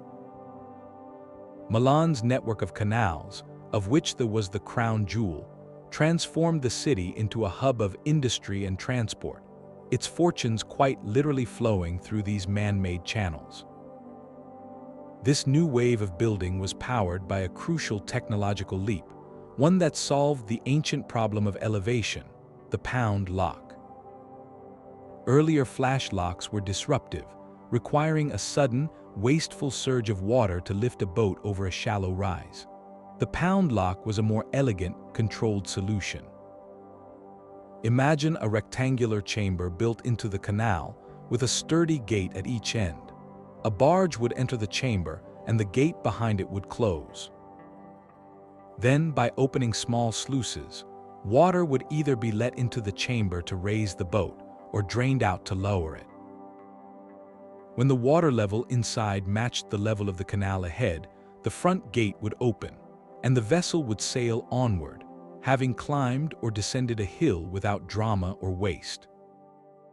The real genius was in the gate design, the gate. These were two doors that met at an angle pointing upstream. Shaped like a sharp V, the pressure of the higher water on the other side would press the doors tightly together, creating a watertight seal that no single flat gate could achieve. This simple, brilliant invention allowed canals to climb steeper gradients and traverse more varied terrain, unlocking new routes across Europe's landscape. It was a direct inheritance from ancient Chinese and later medieval Dutch engineers, a piece of hydrological wisdom that had been preserved, improved, and was now being deployed to fuel a commercial revolution. The cargo on these new waterways tells the story of a changing economy. This was no longer just about imperial grain or marble for monuments. The barges now carried the raw materials of early capitalism. Wool from English pastures, transported via river and canal to the weavers of Flanders. Wine from the vineyards of Burgundy, shipped to the cellars of northern merchants. Iron ore from the hills floated to the forges of growing towns. Salt, that essential preservative, moved from mine to market. These canals served a decentralized, competitive world of city-states, merchant guilds, and proto-industrial enterprises. They enabled specialization on a regional scale, allowing places to dominate in the production of one good because they could import all others cheaply by water. A city like Bruges could thrive as a cloth finishing center because English wool and German dyes could reach it efficiently via interlinked rivers and canals.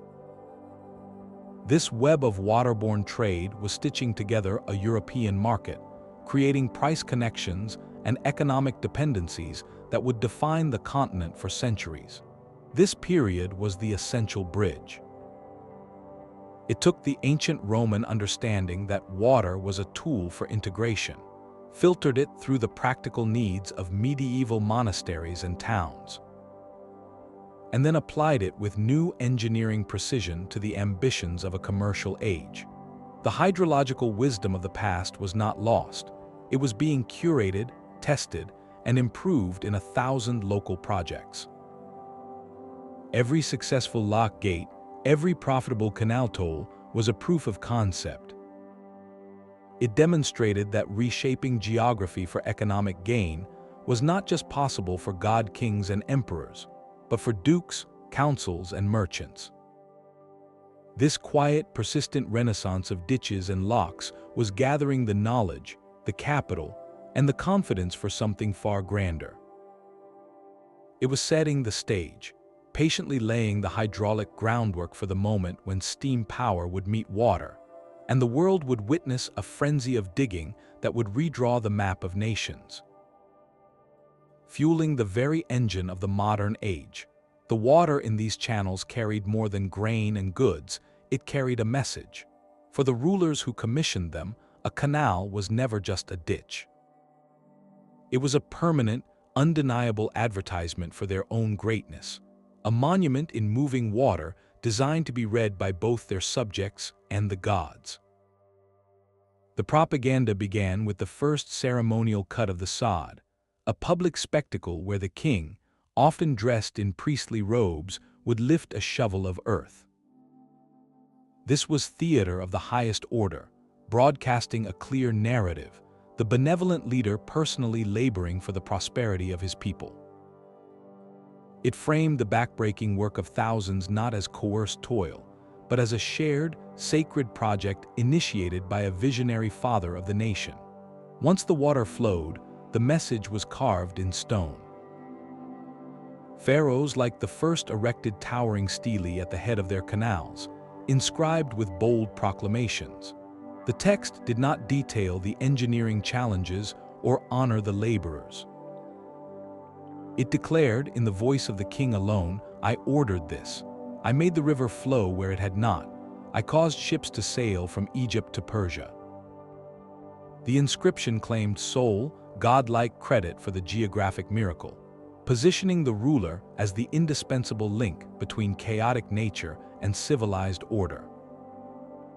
His name was literally written upon the waters, an attempt to ensure his legacy would flow as eternally as the current. This symbolism flooded into the everyday economy. Roman emperors understood that the most powerful ideas are those held in the palm of your hand. They minted coins depicting river gods reclining beside overflowing cornucopias, or personifications of abundance holding a ship's rudder. When a citizen used this coin to buy bread, they were unconsciously handling a tiny, stay-tissued reminder. The message was simple: the peace and prosperity you enjoy, the full markets and stable prices, are a direct gift from the emperor and the gods who favor him. The canal, though perhaps hundreds of miles away, became visually connected to the ruler's face on the obverse of the coin, merging his identity with the idea of public benefaction. In grander artistic spaces, the theme was amplified. Triumphal arches and palace murals across empires often featured scenes of conquered peoples presenting tribute, but just as powerful were scenes of civil achievement. A relief might show the emperor overseeing the construction of a harbor, or receiving the first barge of a new canal's harvest. In literature, poets employed by the court would sing of a new golden age, describing the kingdom crisscrossed by gentle, fruitful streams that bore the bounty of the provinces to the grateful capital. This was soft power written in verse and stone, crafting an official history where technological prowess and economic management were the highest virtues of leadership, virtues embodied solely by the throne. The psychological impact of this was profound for the average farmer or merchant. To see a straight, wide canal, where only a wandering creek or difficult land had existed before, was to witness the tangible reach of a distant government. It was a daily, physical proof that the state could mobilize incredible resources, that its will could alter the very lay of the land for your benefit. This created a powerful form of legitimacy. A ruler might be far away, his laws abstract, but his canal was right here, watering your fields and carrying your goods. Its continued function depended on his administration's ability to organize dredging and repair, Your livelihood became intertwined with the perception of his competent rule. The waterway fostered a dependency that was as much psychological as it was economic, encouraging loyalty not through fear alone, but through a grateful reliance on the system only the central power could maintain. For historians looking back, the effect is equally potent. The ruins of a pyramid speak of a ruler's wealth and obsession with the afterlife. The remnants of a canal speak of his ambition for the living world, his desire to reshape the present and future for his realm. It is a different kind of boast.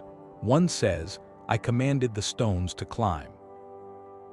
The other declares, "I commanded the continents to connect."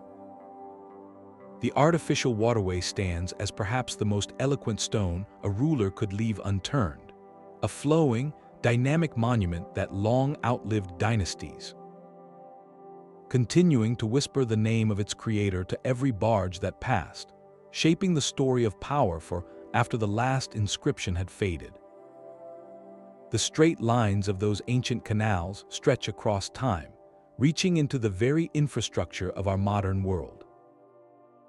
Look at a map of global shipping today, and you will see their direct ideological descendants, the Suez and Panama Canals. These are not just bigger ditches, they are the same ancient ambition realized with dynamite and diesel engines. Their purpose is identical to the canal of the Pharaohs or Charlemagne's dream, to shorten a maritime route, to bypass a continent, and in doing so, to fundamentally rewrite the economic map. The technology is advanced, but the goal is timeless: control the of trade, and you control the flow of global wealth. These modern megaprojects prove that the drive to conquer geography for economic gain is a permanent force in human history, simply scaled to a planetary level. Yet the echoes are not just in these celebrated shortcuts. They are in the quieter, more contentious waterways that define our politics. The disputes over the Colorado River in the American West, or the management of the Nile waters between nations, are not new conflicts. They are the modern enactment of the very laws carved into Hammurabi's code, debates over fair allocation, upstream responsibility, and the rights of those downstream. The ancient Sumerians and Egyptians would understand these negotiations perfectly, for they grappled with the same fundamental truth: water is the ultimate shared resource, and its management demands cooperation or invites conflict. Our modern environmental dilemmas also find their roots in those silted channels. The construction of a massive dam, creating a reservoir for power and irrigation, is a decision with profound trade-offs, just as the Mesopotamian irrigation networks were. We now have the science to predict salinization, habitat loss, and the displacement of communities, but the essential calculus remains. How much environmental change are we willing to accept for the benefits of controlled water? The ancient fields turned to salt are a stark, old warning about unintended consequences, a lesson in the long-term cost of reshaping an ecosystem. From this deep history, several crucial lessons emerge with startling clarity. The first is the necessity of long-term vision. The Grand Canal was not built in a single lifetime, it was a project spanning dynasties. Its builders were investing in a future they would never see. Our own infrastructure planning often struggles with this generational perspective, favoring short-term gains over century-long sustainability. The second lesson is the need for robust, enduring institutions. A canal is only as good as its maintenance. The collapse of the Roman, or the silting of Mesopotamian channels, show what happens when the administrative will to dredge and repair evaporates. Today, the crumbling bridges and aging locks in many nations testify to the same peril. Neglecting maintenance is a slow, certain path to failure. Finally, these ancient networks teach us about resilience. A system with a single, fixed canal is vulnerable. a lesson learned when climate shifts or political collapse severed those liquid lifelines. Modern supply chains, often optimized for efficiency along single routes, face similar fragility. The ancient ideal of a networked system, with redundancy and multiple pathways, is a blueprint for building economies that can withstand shock. By studying these ghostly waterways, we are not just looking backward. We are holding up a mirror to our own planetary ambitions. We see our drive to connect, to control, and to consume reflected in their still waters. They ask us the same difficult questions we must answer today: who benefits, who bears the cost? And how do we build for a future that honors both human ingenuity and the enduring limits of the world? We seek to reshape the story of these waterways is not owned by a single field of study. To truly understand their world-altering power, we must listen to a chorus of different voices, each offering a vital piece of the puzzle. The historian provides the narrative of human ambition, translating royal decrees and tax records into a story of motives and political consequences. They tell us why a pharaoh or an emperor would stake their legacy on such a daunting project. The archaeologist, with their trowel and their laser scanner, then shows us the physical truth of that ambition. They reveal the staggering scale of the trench, the clever design of a lock, the ghostly outline of a harbor city swallowed by time, giving us the tangible proof of what the texts describe. But a canal is more than a political statement or an engineering feat. It is an economic engine.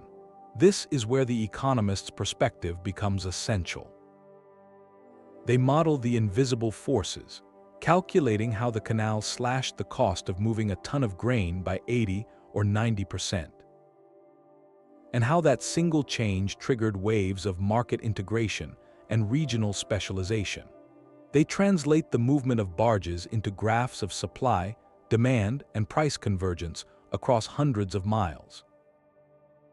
Meanwhile, the geographer steps back to look at the map, analyzing the profound spatial transformation. They show how the canal didn't just connect two points, it reoriented entire landscapes, making some towns into bustling hubs and leaving others in quiet isolation. They trace how the waterway redrew the mental maps of merchants and migrants alike, creating new corridors of movement that defined regions for centuries. And finally, the engineer brings us back to the mud and water. They appreciate the brutal constraints of slope and soil, the innovation of the gate, the endless battle against silt.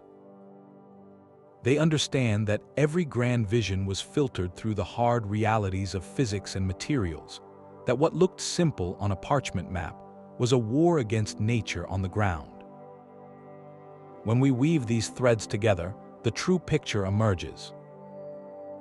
We see that a technical decision made by a surveyor in 500 BC, the choice to route a canal through one valley instead of another, was not just about the easiest path. That choice would determine which villages thrived and which faded. It would influence which dialects were heard in the marketplaces, which local gods were absorbed into the imperial pantheon, and ultimately help shape the cultural identity of an entire region 1,000 years later. The canal was the silent author of human geography. This interdisciplinary synthesis transforms a simple story about digging ditches into something far more profound. It becomes an exploration of the fundamental dialogue between human societies and their environment.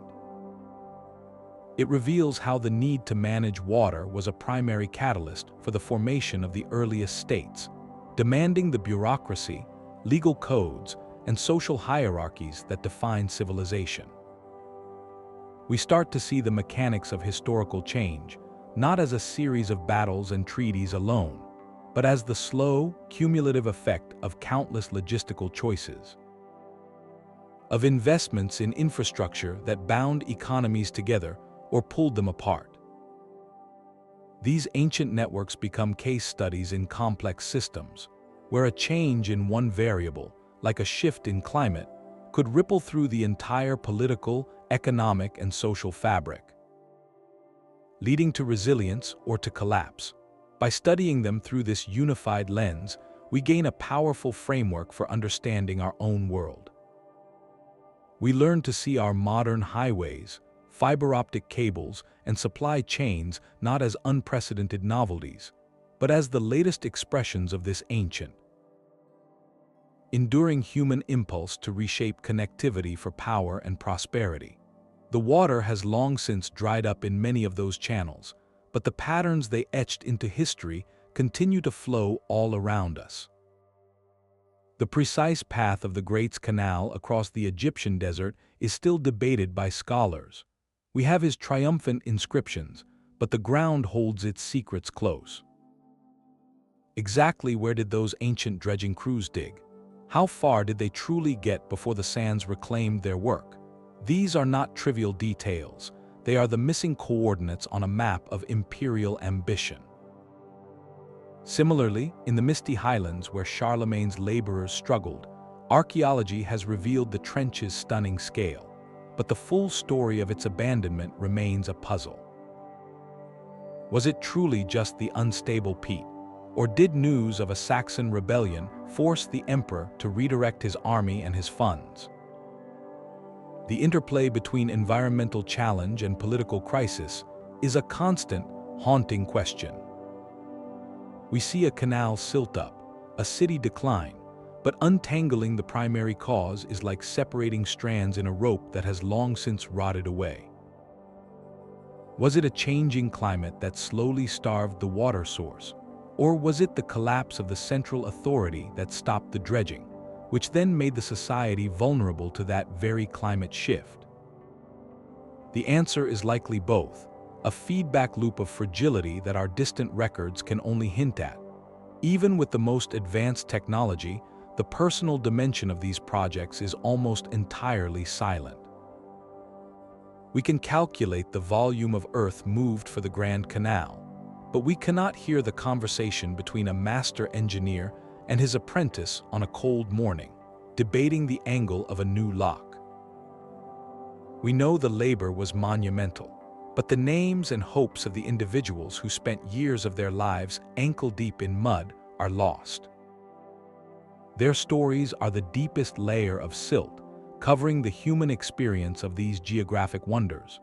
This personal silence extends to the hard numbers of history. Economists can model the transformative effect of cheap water transport, but putting a precise figure on it is extraordinarily difficult. We know grain prices in Rome were more stable than in isolated regions, and we know the river barges were the reason. But can we say with certainty that the cost of a loaf of bread dropped by exactly 42% because of the Nile grain fleet?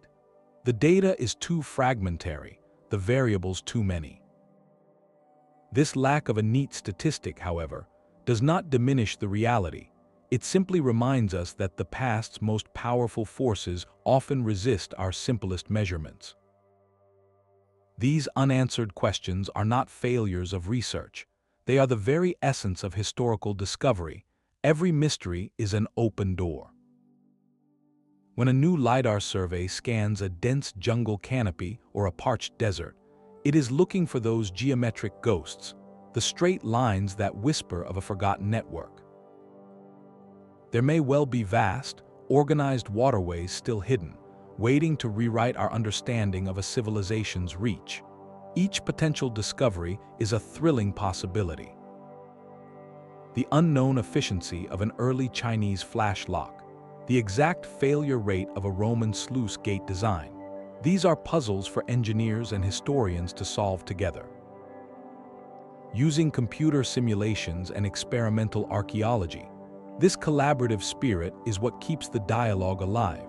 The past is not a closed book of settled facts, but a living conversation. Every shard of pottery from a canal-side tavern, every pollen grain in a sediment core, every satellite image of a faint crop mark is another sentence in that conversation. They prompt new inquiries, challenge old assumptions, and ensure that the story of these transformative waterways continues to flow, as dynamic and winding as the channels themselves. From the silt-laden banks of the Tigris to the stone-lined channels of the Grand Canal, we have traced a story not of stone monuments, but of liquid ones. This was the tale of how humanity's oldest and most ambitious infrastructure projects did far more than move water. They redrew the very economic map of the ancient world. These artificial inland waterways were never just feats of engineering. They were the physical manifestations of political will, carved into the earth itself. They were economic strategy made liquid and cultural connection given a current. Their purpose was to turn stubborn geographical barriers into commercial superhighways, to make distance and difficulty dissolve into a smooth, predictable flow. In doing so, they fed entire empires from distant breadbaskets, moved armies with a speed that shocked their enemies, and spread ideas as efficiently as they spread grain. At their junctions, they gave birth to entirely new kinds of cities, hubs of finance and exchange that pulsed with the energy of a connected world. The mark they left on the trajectory of civilizations is not a footnote. It is an indelible channel cut deep into history. Reflecting on these vast, silent networks, we are left with a powerful testament to human ingenuity and to its profoundly complex relationship with the natural world. It was a partnership of immense creativity and often immense cost. The currents these ancient engineers set in motion, the patterns of trade, dependency, and centralized power, did not vanish when the last barge sailed. They still flow in a very real sense through the arteries of our modern global economy, in our shipping lanes, our supply chains, and our own debates over water and connectivity. If this journey through hydraulic history has captivated you, there are countless more hidden architectures of the past waiting to be explored. Consider subscribing to continue charting these forgotten blueprints of civilization, and we would love to hear your thoughts. Which ancient mystery should we set our course for next? Share your ideas in the comments below.